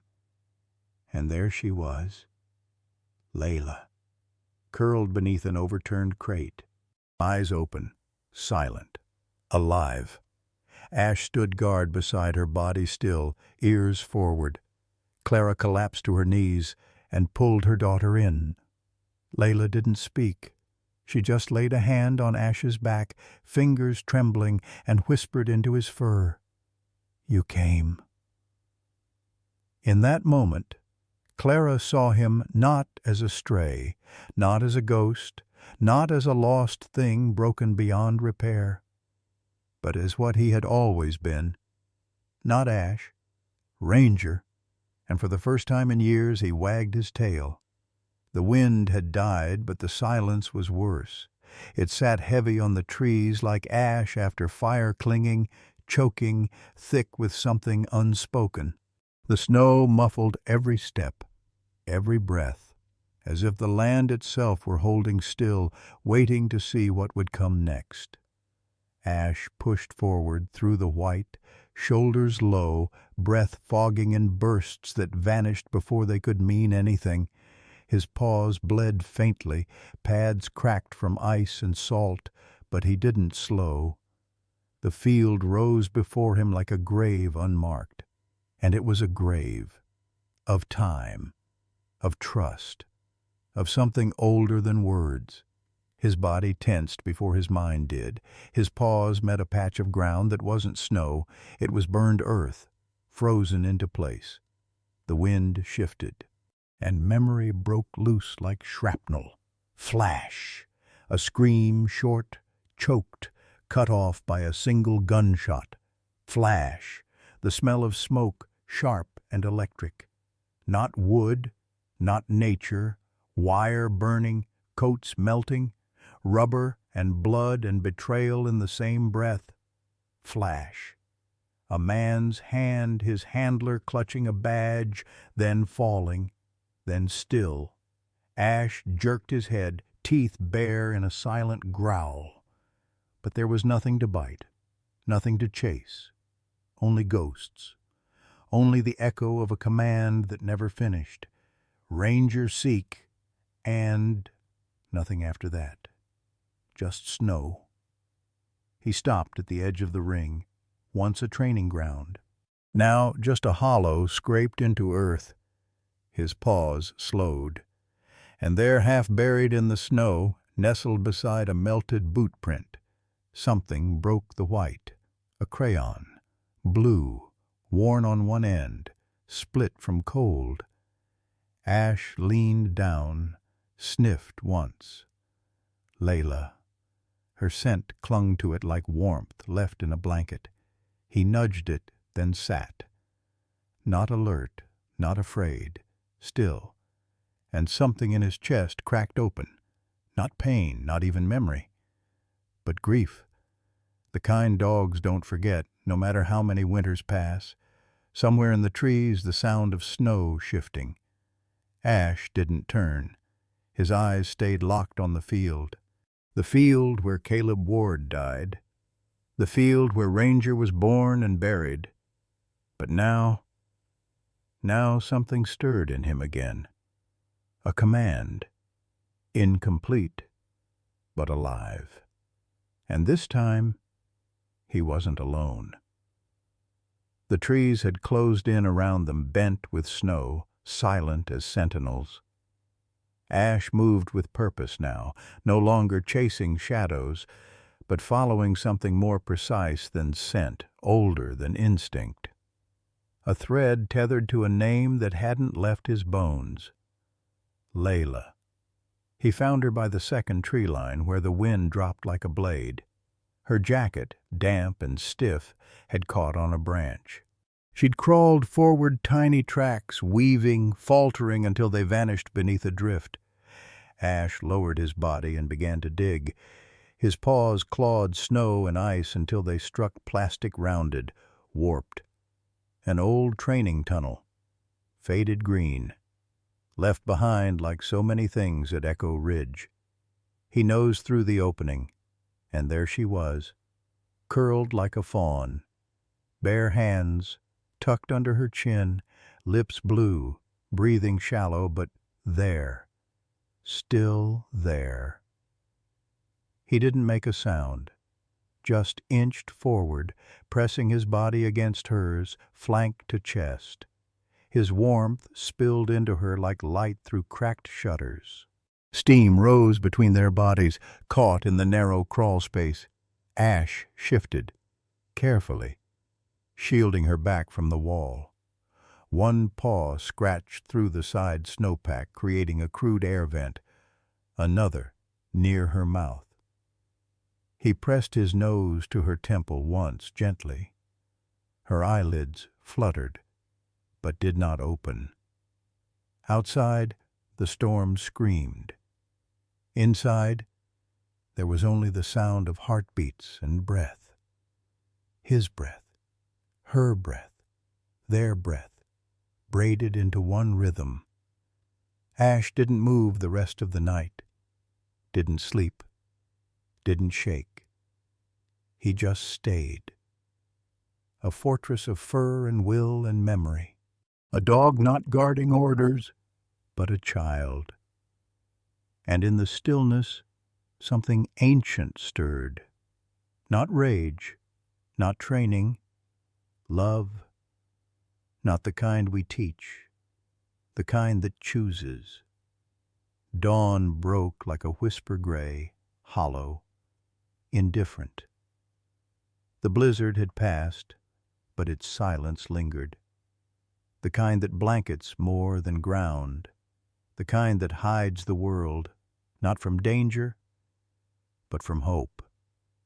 Ash blinked against the sting of cold light. Layla hadn't stirred. Her breath came slower now, fainter, like frost slipping off glass. Time, whatever it meant to a dog, was running out. He stepped from the tunnel. His muscles ached from the freeze, but he moved. He had to. A clearing lay just beyond the fallen timberline. The wind had swept some snow off the surface, revealing dead earth and scattered branches. Ash limped toward it, then paused, turned, looked back, then forward again. He began to work. Stick by stick, paw by paw, he dragged broken limbs across the clearing, tracing a shape burned into memory. The emergency beacon pattern they'd taught him long ago. A triangle with a split, search symbol, canine code. Signal when cut off. Nobody had said it in years. Nobody had needed to. But Ash hadn't forgotten. He scraped snow where lines blurred, adjusted angles, circled the edge, the motion deliberate, relentless, like he was spelling something only the sky could read. When the last stick dropped, he sat at the edge and waited. From above, through the frozen hush, came a distant hum, then rotors, then wind again, warmer this time, from engines and downdraft.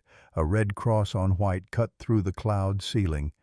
The search team's chopper dipped low, circled once, then hovered.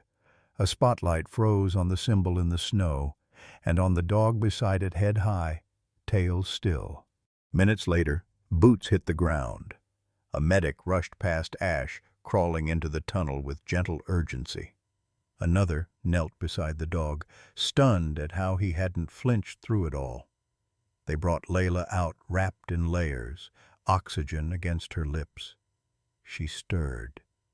Ash moved to follow, but paused, watching her first, waiting for her eyes. And when they opened, just slightly, and met his tail gave one slow, tired thump. They lifted them together. Into the belly of the bird, a girl who found her voice, and a ghost who remembered how to be heard. The snow outside the Red Creek shelter had begun to melt, but the silence it left behind still lingered in the walls like breath held too long. Inside, the lights buzzed low, the heater groaned, and a single dog lay curled on a wool blanket near the office door. Ash, or rather, Ranger. The name hadn't been spoken aloud yet, not fully, not officially, but it hung in the air, tender as a memory trying to find its way back home. Clara stood in the hallway watching him sleep. His fur still smelled faintly of smoke and pine, and there were healing cuts across his legs from branches, thorns, ice. But he was breathing, deep, even, alive. Behind her the door creaked. The old man stepped in, his step slower today, not from weather or age, but the weight of what he now knew. He carried a photo in one hand, the same worn image of his son Caleb standing tall in his badge, the sun casting sharp lines across his uniform. And beside him, the dog, with eyes too knowing for an animal. "Ranger," the old man whispered, as if testing the world for permission. "Come here, boy." The dog stirred, lifted his head, eyes locked. One man, one dog. Two souls with decades of history between them, and only one word to bridge it. "Ranger," he said again, firmer now. A name, a memory, a call home. And this time, the German shepherd stood. He walked slowly at first, then faster paws tapping on linoleum. He reached the man's feet and pressed his head against the old coat without a sound. The man knelt, weathered hands trembling as they cupped the dog's face. "You were there," he whispered. "You didn't leave him." The tears didn't fall. They stayed in his eyes like glass too full to spill. Clara stood back, hand against her mouth, heart tight in her chest. Later, when the old man sat quietly on the bench outside, watching the wind play with pine needles, Clara moved into her office and pulled open the drawer where she kept the tags, the collar bin. Her fingers skimmed past nylon and plastic until they found what she was looking for, the new brass plate she'd ordered. No one else had seen it yet. She sat at her desk, tools beside her, and began the process by hand, letter by letter. Each strike of the metal stamp echoed like a heartbeat. Solid, final, true, R-A-N-G-E-R.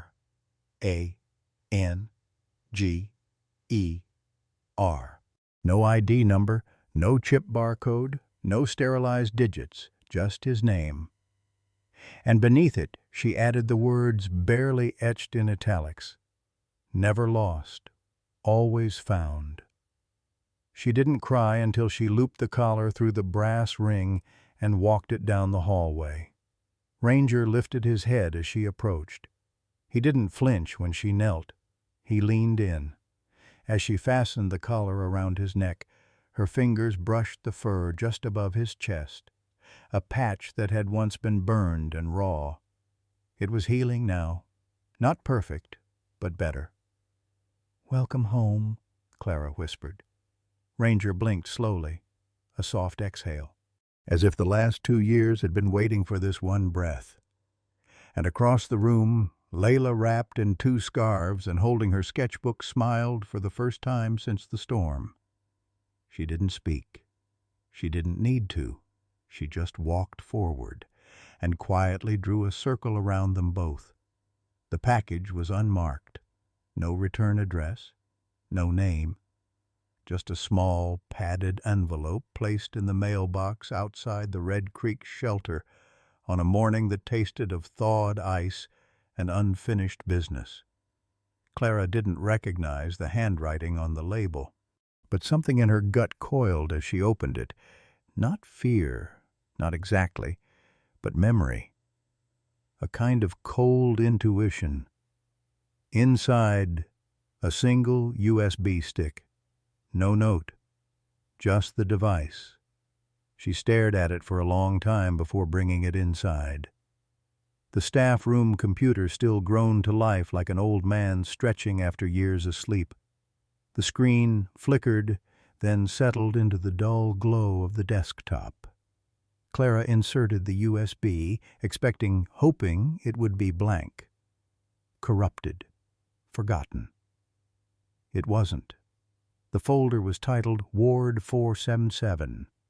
Her breath caught. She clicked. Inside, a series of encrypted files. One unlocked automatically, as if it had been waiting for the right moment or the right person. A video file blinked into existence. Clara hesitated only a second, then pressed play. The footage was raw, grainy, but real. A timestamp marked it just 3 days before Officer Caleb Ward went missing. It opened with a dashboard cam mounted inside a police cruiser. The roads were dark, unlit. Snow dusted the windshield. Caleb's voice came through the static, calm but urgent, speaking to someone over dispatch. Then came the sound, a high-pitched interference, followed by a scream of metal. The cruiser jolted. The camera shook. Clara leaned in. From the side window, a shadow moved. Human-shaped. Deliberate. The footage cut, switched to a different angle, this one from a helmet cam, a K9's POV. It was Ranger, running, through smoke and flashing red. Caleb's voice echoed faintly in the distance, one last command. Seek and protect. The video cut again. Now, Ranger was beside the cruiser, barking, frantic. He pawed at the driver's side door. Flames licked at the edges of the screen. Through the cracked windshield, Caleb was slumped over the steering wheel, motionless. And then, movement. A man approached from behind the cruiser, face hidden beneath a hood. He placed something inside the vehicle, a fire accelerant, then stepped back and walked away. No rescue, no attempt to help, only deliberate silence. A cover-up. Clara froze. Her fingers were trembling. She hit pause, but the echo of the video rang in the room like a scream buried underwater. She replayed it, watched the hand place the accelerant again, slower. There, on the cuff of the man's coat, an insignia. Barely visible but unmistakable. Red Creek PD. Her breath caught. The symbol wasn't standard issue. It belonged to a now disbanded tactical unit from 15 years ago, shut down after internal affairs cited excessive force and procedural deviance. Caleb had mentioned that unit once in passing, just before he disappeared. He'd been investigating something, but never said what. Clara sat back in her chair. The room seemed to tilt. This wasn't an accident. It wasn't a lost hiker. It wasn't weather. It was a hit. And Caleb Ward had been silenced. She looked toward the door where Ranger lay curled near the heater. His eyes were closed, but his ears twitched, sensing her stillness. The memory in his body had always been louder than words. Now she knew why. He hadn't just been running from grief.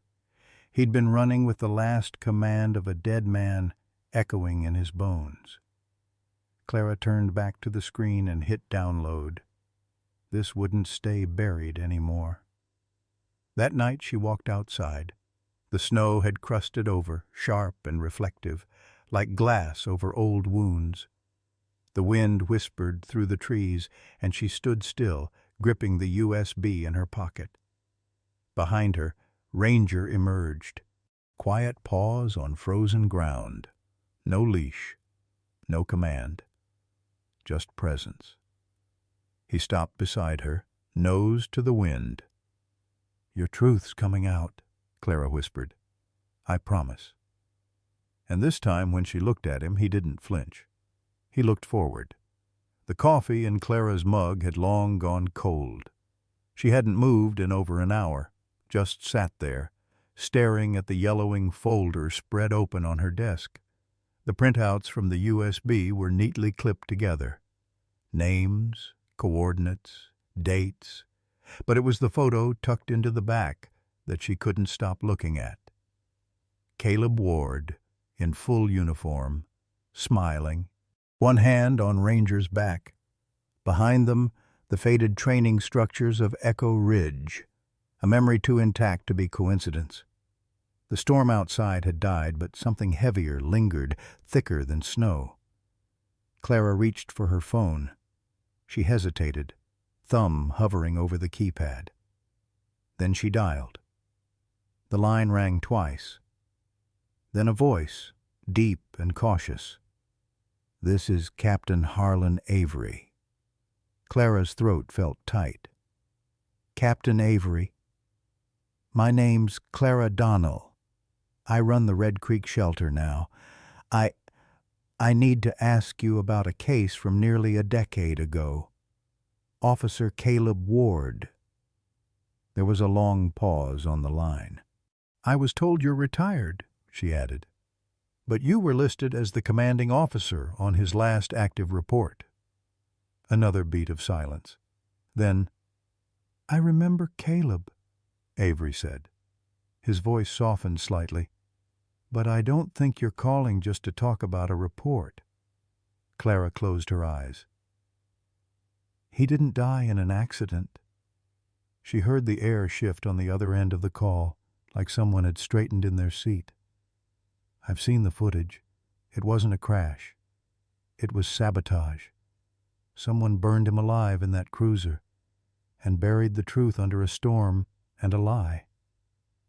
Avery didn't speak. But the silence was no longer surprised. It was weary, familiar, like he'd always known this call would come. Finally, he exhaled. "I warned him not to dig." There were things happening at Echo Ridge experimental training, joint ops, intel that shouldn't have been in local hands. I told Caleb to walk away. He didn't. "Because he had a conscience," Clara said, bitter. "Because he had Ranger," Avery corrected, his voice suddenly grave. "That dog saw everything, and someone knew it." Clara's hand drifted to the brass collar on the table beside her. It gleamed faintly, the name newly engraved. Ranger. For the first time, his real name was no longer a secret. "Echo Ridge wasn't just a training site," Avery continued. "There were unofficial units, Black Ledger projects. Even I wasn't cleared for all of it. After the fire, IA swept in fast. Too fast. They told me to seal the case. Medical incident, mechanical failure, but I knew better." "You buried it," Clara said. "I buried what they told me to," he said, his voice harder now. "I filed the truth in a box they never found, and then I left." Clara swallowed. "Can you help me reopen it?" Avery didn't answer right away. Then, finally, "If you do this, you'll be chasing shadows, and they bite." "I'm not alone," she said. And at that moment, Ranger rose from where he had been lying by the door. He walked to her side, gaze steady, his eyes brown, rimmed with gray, but sharp with purpose, locked on hers. "You have no idea," Clara whispered, not to Avery, but to Ranger. "How long they've tried to silence you." She turned back to the phone. "Captain Avery, I'm reopening the case. I'll file the paperwork. I'll call the media if I have to. If they shut me down, I'll go federal. You'll need proof. I have the video, and I have the dog who lived it." There was a sound on the other end, the rustle of old paper, a sigh that seemed to span years. "I'll send you what I kept," Avery said. "There's a map. Look for the tree burned from the inside out. That's where the truth started." Echo Ridge was hollow before the snow came. That night, Clara pinned the old and new together across the wall of her office. A crime scene reconstructed not from bones, but from memory, loyalty, and the pieces no one bothered to ask about. Ranger sat beside her, calm, watching, not as a pet, but as a witness. This time, they would not bury what he remembered. The old agility yard behind the Red Creek shelter had long been silent. Snow still framed the field's edges, melting just enough to expose the rusting skeleton of a seesaw, the faded lines of a weave pole path. Most of the other dogs stayed back, unsure what the commotion meant. But Ranger stood still in the center, ears forward, breath steady, waiting. Clara stepped onto the field with a clicker in one hand, an old worn leash in the other. She didn't clip it on. He didn't need it. A few paces behind, Layla watched from the bleachers, hugging her knees beneath an oversized coat. Her cheeks still carried the pale softness of her days recovering, but her eyes were wide with something brighter than fear. Hope. "Ready?" Clara called softly. Ranger looked at her. She pointed to the center of the painted field. "Circle." At first, nothing.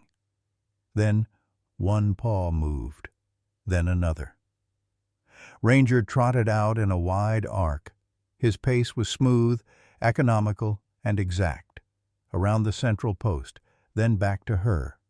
A perfect circle, just like the ones Caleb had taught him years ago. Clara whispered, more to herself than to anyone else, "He remembers." Layla clapped once, a quick burst of joy.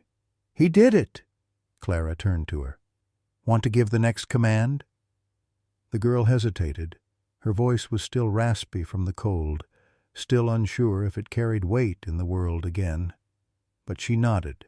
"Circle!" she called, voice lifting on the last syllable. And just like that, Ranger obeyed, again. Faster this time. Precise. As if no years had passed between then and now. Clara felt something stutter in her chest. Not quite tears, not quite breathlessness, but the kind of ache that came when ghosts no longer haunted, but returned home. Within a day, the staff had noticed. By the end of the week, someone from the fire department had stopped by, asking if Ranger might visit their station. By the weekend, word had spread. The old German shepherd, the one from the woods, the one who never barked and once refused food, was running drills again. Not just performing, but teaching. Layla would mimic his movements, fall, laugh, try again. And Ranger would wait, never leaving the field until she finished. It wasn't about commands anymore. It was about remembering what it meant to respond to trust. In one corner of the field, a young volunteer stood quietly, filming on his phone. He didn't say a word, but that video would be posted within the hour. By nightfall, it would reach the inbox of someone who once knew the word circle meant more than obedience. It meant survival. That night, Clara sat in her office watching the footage back on a loop. Ranger turning, Layla laughing, snow melting where their footprints overlapped. "He's not just healing," Clara murmured. She looked over at Ranger, who lay near the heater, eyes open, alert. "He's remembering who he was, and reminding us who we can still be." The small therapy room at Willow Hollow Elementary smelled faintly of Play-Doh and pencil shavings.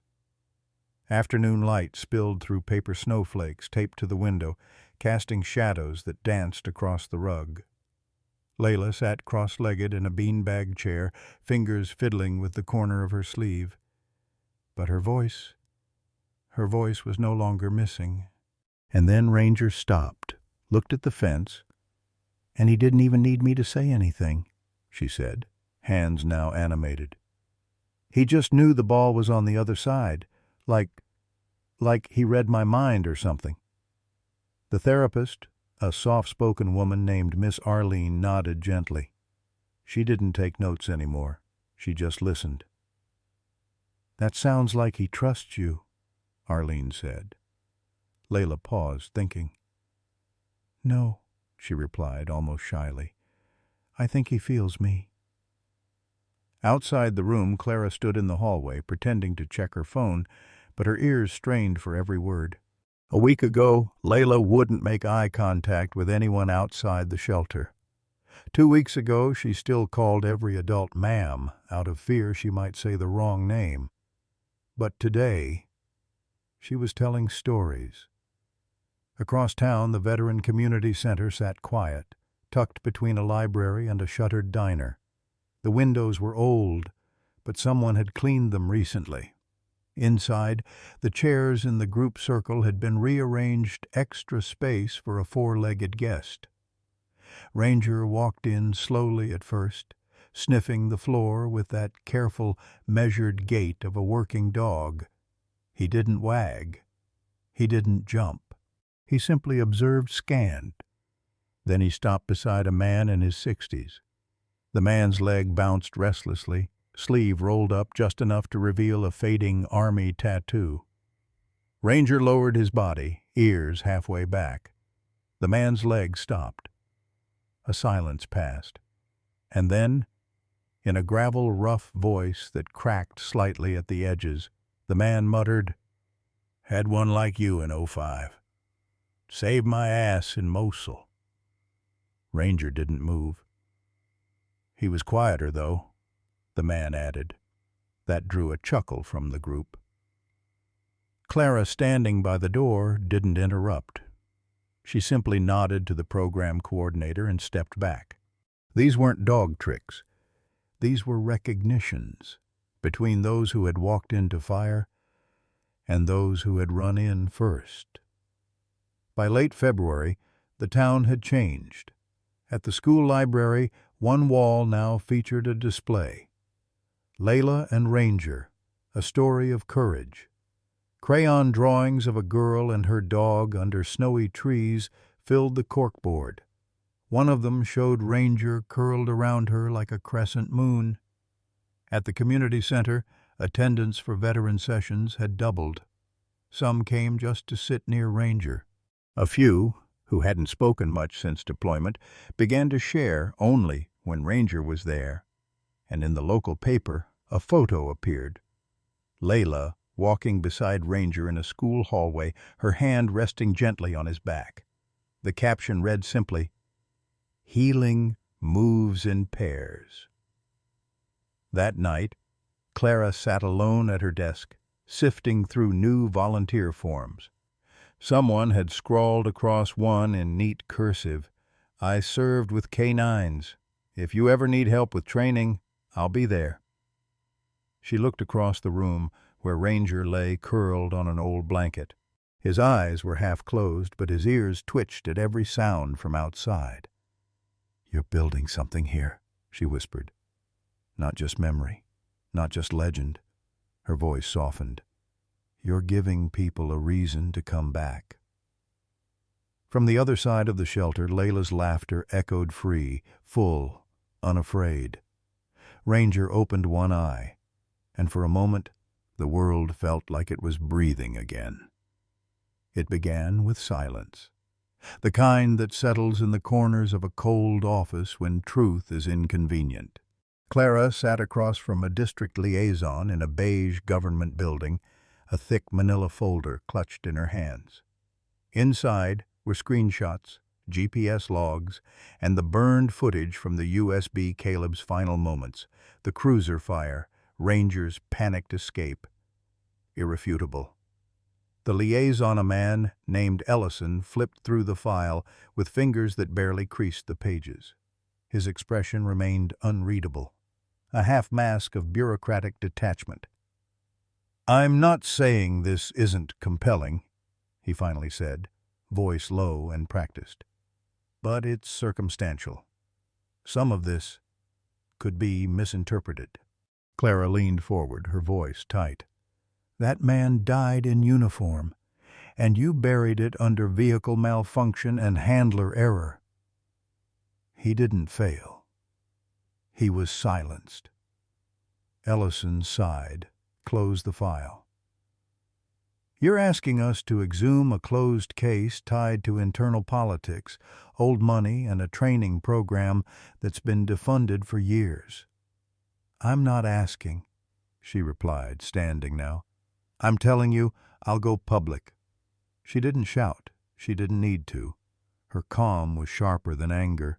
"You leak that," he warned, "and you could face obstruction charges." Clara's mouth curled not into a smile, but something colder. "Then we'll both be on record. Me for telling the truth. You for hiding it." That night, Clara returned to the shelter. The winter storm had softened, but her mind hadn't. Ranger met her at the door, head tilted, reading her tension like a language only he spoke. She knelt, pressing her forehead to his. "They don't want the truth," she whispered. "But we're going to drag it out anyway, aren't we?" He didn't move. The warning came in the form of a voicemail. Unknown number, digitized voice. "You've made your point, Ms. Hayes. But some things are meant to stay buried. Let sleeping dogs lie." No threat, no curse words, just a quiet, calculated sentence. She replayed it twice, then 3 more times. Layla was asleep upstairs. Ranger had stationed himself beneath her window, on alert even in his dreams. Clara walked to the back porch, phone still in hand. Her breath rose in white plumes. The stars were out hard, sharp, distant. She didn't shiver. She didn't flinch. She hit record. "My name is Clara Hayes. If something happens to me, if someone tries to shut this down, here's what you need to know." She spoke clearly, slowly, not as a victim, as a witness who refused to disappear.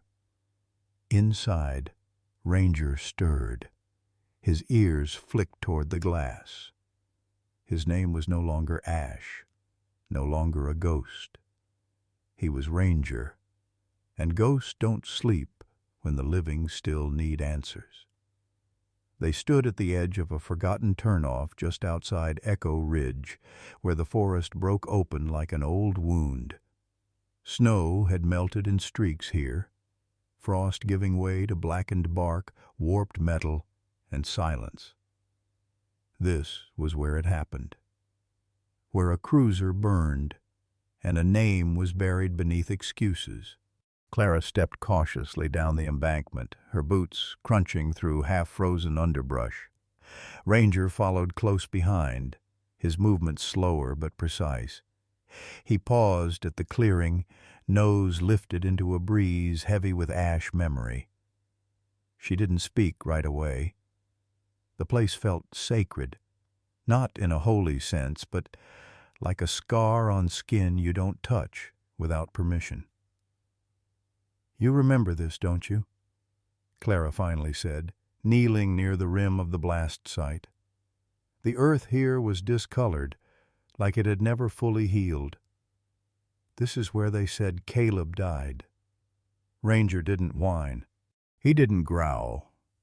He simply stood still, ears twitching, waiting, not for a command, but for the weight in Clara's voice to settle into something he could act on. She reached into her coat, pulled out the brass tag she had etched days ago. Ranger, Unit Echo 7. "Circle," she said softly. The word hung in the cold air, familiar and sacred. Ranger moved. One slow loop, nose to the ground, then another, faster, sharper. A pause, a sudden stop. He pawed at the earth, claws scraping against buried frost and frozen pine needles. Then he began to dig faster, more urgent, like muscle memory had awoken in his bones. Clara moved beside him, brushing away debris. Her fingers hit something hard. A dented, half-melted GPS tracking unit marked Echo 7 caked in mud, but unmistakably intact. She stared at it for a long moment, heart pounding. The timestamp still blinked, faint but alive, like a dying heartbeat. 13:04, 10 minutes after the official crash time. "Ranger," her voice cracked. They lied. The coordinates on the device showed a different location, north, not east. Caleb hadn't veered off accidentally. He had been rerouted. Or ambushed. Ranger stepped closer, pressing his body against hers, as if he could steady the tremor in her breath. The wind rose again, colder now. But Clara didn't shiver. She held the GPS close, like a confession given shape, the kind that could burn through silence if spoken aloud. Let's finish what they tried to erase. Behind them, smoke no longer lingered, but Ranger's eyes fixed on the trees as if he still saw fire. Only this time, he wasn't running from it. He was ready to walk straight in. The lights flickered overhead, old fluorescents that buzzed like they resented being disturbed. Clara stepped deeper into the municipal archive room beneath Red Creek Town Hall, where forgotten paper lived longer than memory. A clerk had given her reluctant permission. "Only an hour," he'd muttered. "The files aren't digitized. Nothing useful down there anyway." But Clara wasn't looking for what was useful. She was looking for what had been buried. The air was stale, heavy with mildew and ink. Steel cabinets lined the walls like coffins stacked upright. Each drawer squealed in protest as she pulled them open.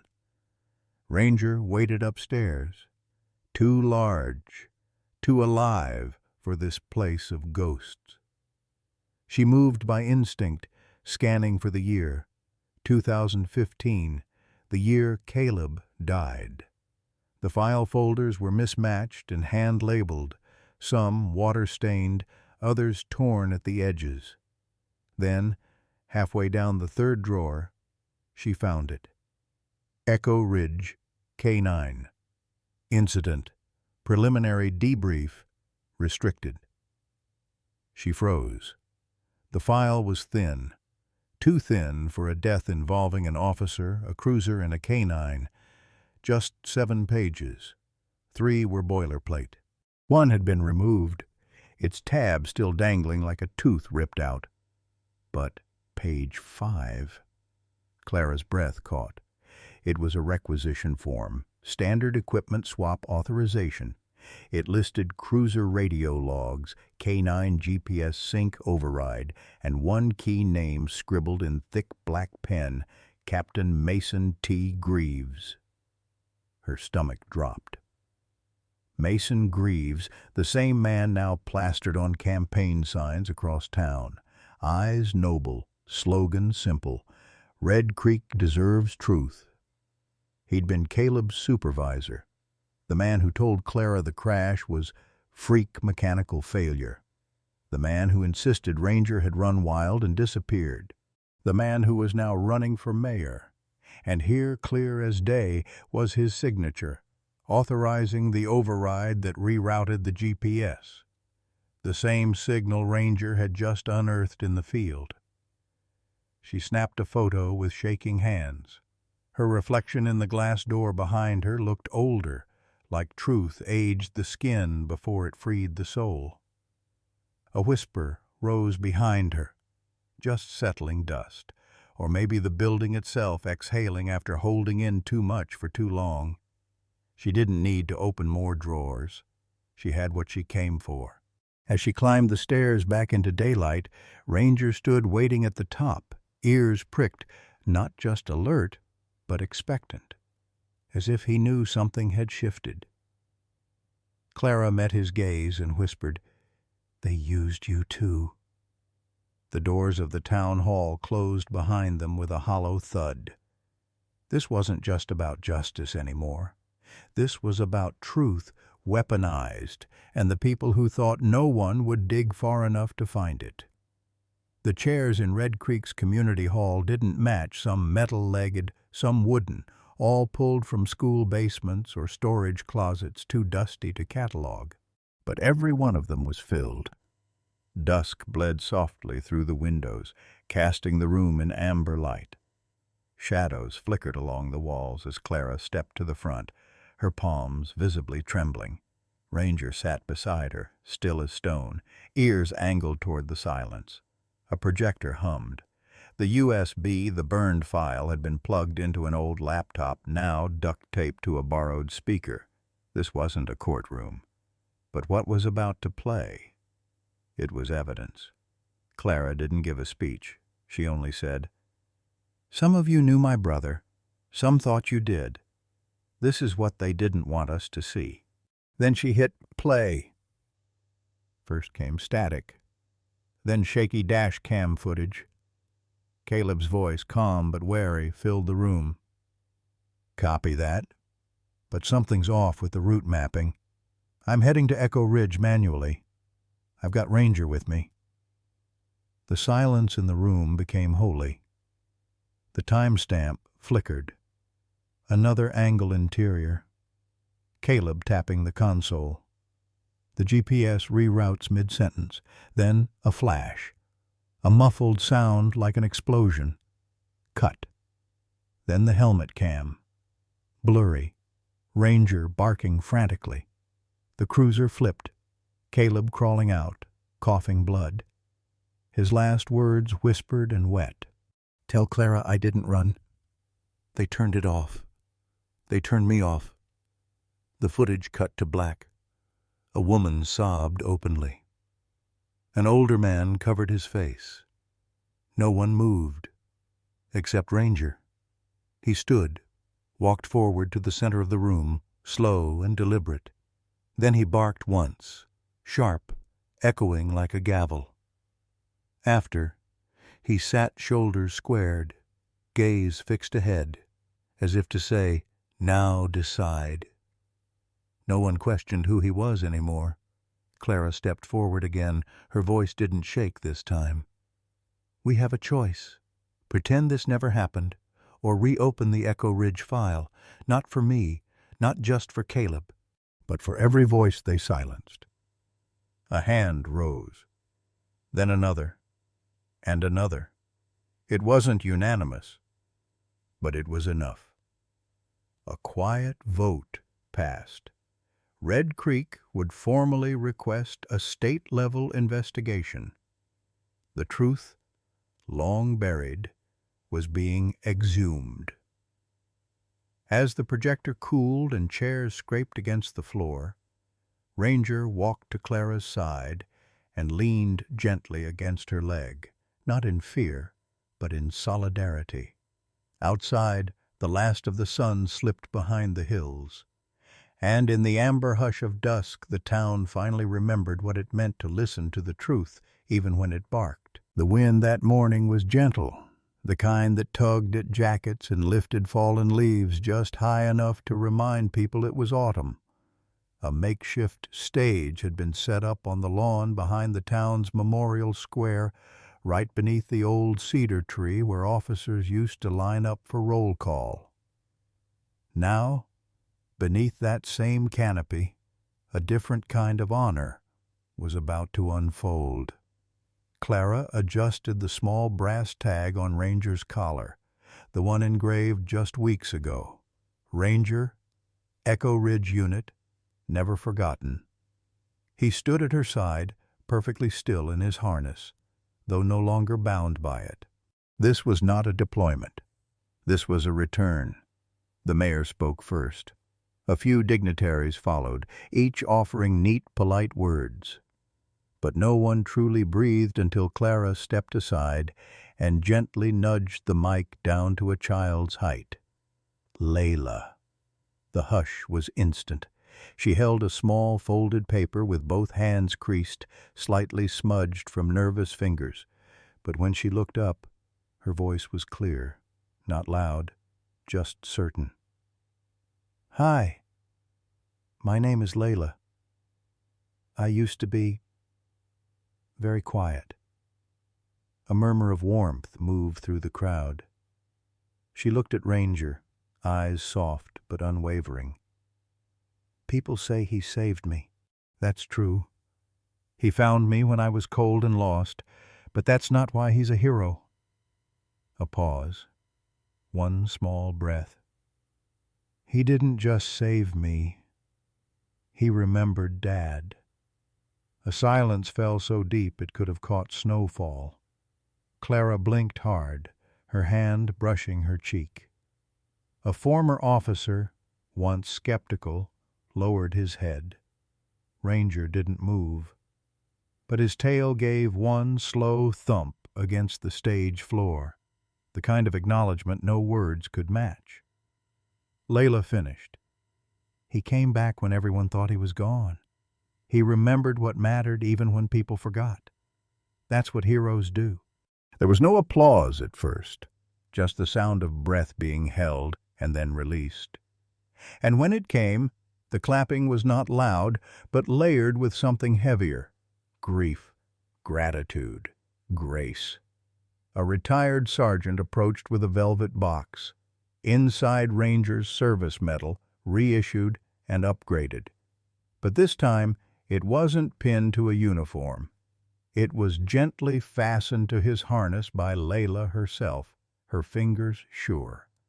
Then, in a rare moment of protocol bent by feeling, the crowd stood, not for the humans, but for the dog, for the one who ran back into snow and silence carrying memory like a torch, for the one who didn't need orders to do what was right. Ranger. And as Layla took his leash, not to lead, but to walk beside him. The town watched the pair step off the stage. Not just survivors, symbols. The fire crackled low in the hearth, casting soft amber light across the living room. Outside, a light snow was falling again. Quiet, unhurried, the kind of snow that blankets not just the earth, but time. Ranger lay stretched across the old braided rug, his graying muzzle resting gently on his outstretched paws. His breaths were slow now, measured and deep, not with exhaustion, but with peace. Layla, now taller, older, but still very much his girl, curled beside him. Her hand rested lightly against his neck, feeling the steady thrum beneath his coat. She didn't speak. She didn't need to. Ranger had always understood without words. On the shelf above them, nestled between photo frames and folded flags, sat a simple wooden box. Next to it, something smaller, a worn metal dog tag. Clara turned it over in her hand, the engraved letters catching the firelight like truth. Ranger, seek and protect. She smiled, just barely. Not the smile of someone forgetting pain, but of someone honoring it. It had been nearly a year since the town meeting, since the truth came out, since the ghosts of Echo Ridge were finally named and laid to rest. And through it all, court hearings, community programs, late-night interviews, Ranger remained beside them. No longer the haunted soul who once flinched at sirens or bolted from sudden shadows. No longer the forgotten. He had chased every echo and turned them into something whole. A log shifted in the fire. Ranger's ears flicked once, but he didn't rise. His body was slower now. His joints creaked like old doors. But his eyes, those steady amber eyes, still held the same fierce clarity, the same quiet oath he'd lived by from the very beginning. Clara knelt beside him, resting her hand on his shoulder. "You found your way home," she whispered. Ranger's tail thumped once, a soft, tired beat. Layla leaned closer, pressing her forehead gently against his. "Sleep, boy," she murmured. "It's okay now." Outside, the wind picked up brushing snow against the window panes, but inside, everything held. The house, the heat, the heartbeat between three souls who had survived. Ranger closed his eyes, not with fear, but with trust. And for the first time in a long, long time, he rested. The envelope was thick, yellowed at the edges, sealed with official tape. No return address, only the emblem of a decommissioned base stamped faintly in the corner, one that hadn't existed on maps in over a decade. Clara stood in the kitchen, the winter morning painting pale streaks across the tiles. She hesitated, her thumb tracing the crease. Something about the weight of it felt final, or eternal. She opened it slowly. Inside, a single sheet of paper folded neatly, and a small, rusted dog tag. She stared. Caleb Vance, Sergeant, U.S. K-9 Unit, blood type, serial number, a life reduced to stamped metal. And yet, it pulsed in her hand like a heartbeat long buried. The letter was typed, crisp, clinical. During scheduled demolition of Bravo Sector, Echo Ridge, the following item was recovered beneath a reinforced kennel cell. Cross-referenced with archived K-9 logs, it matches the profile of Sergeant Caleb Vance, presumed deceased. This was found alongside a scratched message on the wall. Only 2 words were legible. She read them aloud, barely a whisper. "Don't give up." Clara sank into the chair, the letter trembling in her hands. How many times had she nearly walked away from the investigation? From the weight of it all, the closed doors, the silences, the anonymous warnings to stop digging? But Caleb had known. Even in those final stolen moments, he had left her something, a trail, a voice, a reason. Outside the window the snow had softened overnight, lying smooth across the hillside like unspoken truth. Trees stood still, breath held, the world in quiet expectancy. Then a sound, a rustle, a low growl, not of fear, but focus. Clara turned. On the rug by the window, old, graying Ranger had lifted his head, his ears pricked forward, eyes narrowed toward the door. Layla stepped in from the hallway, blinking sleep from her eyes. "What is it?"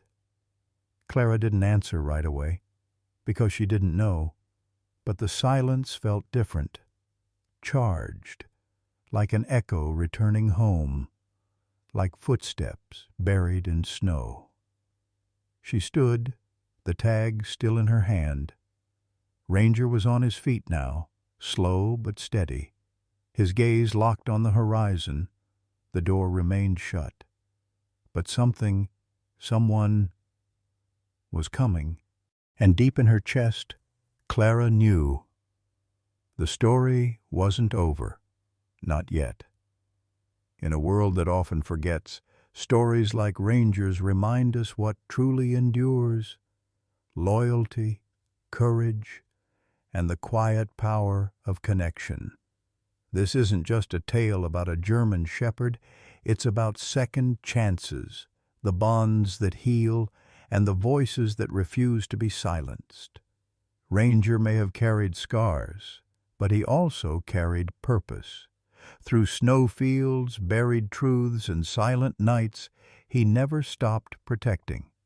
And in doing so, he brought a family back together, restored justice, and gave a little girl her voice again.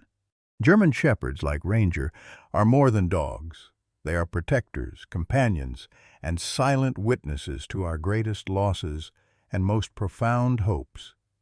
They teach us to trust again, to stay when it's easier to run, and to love without conditions.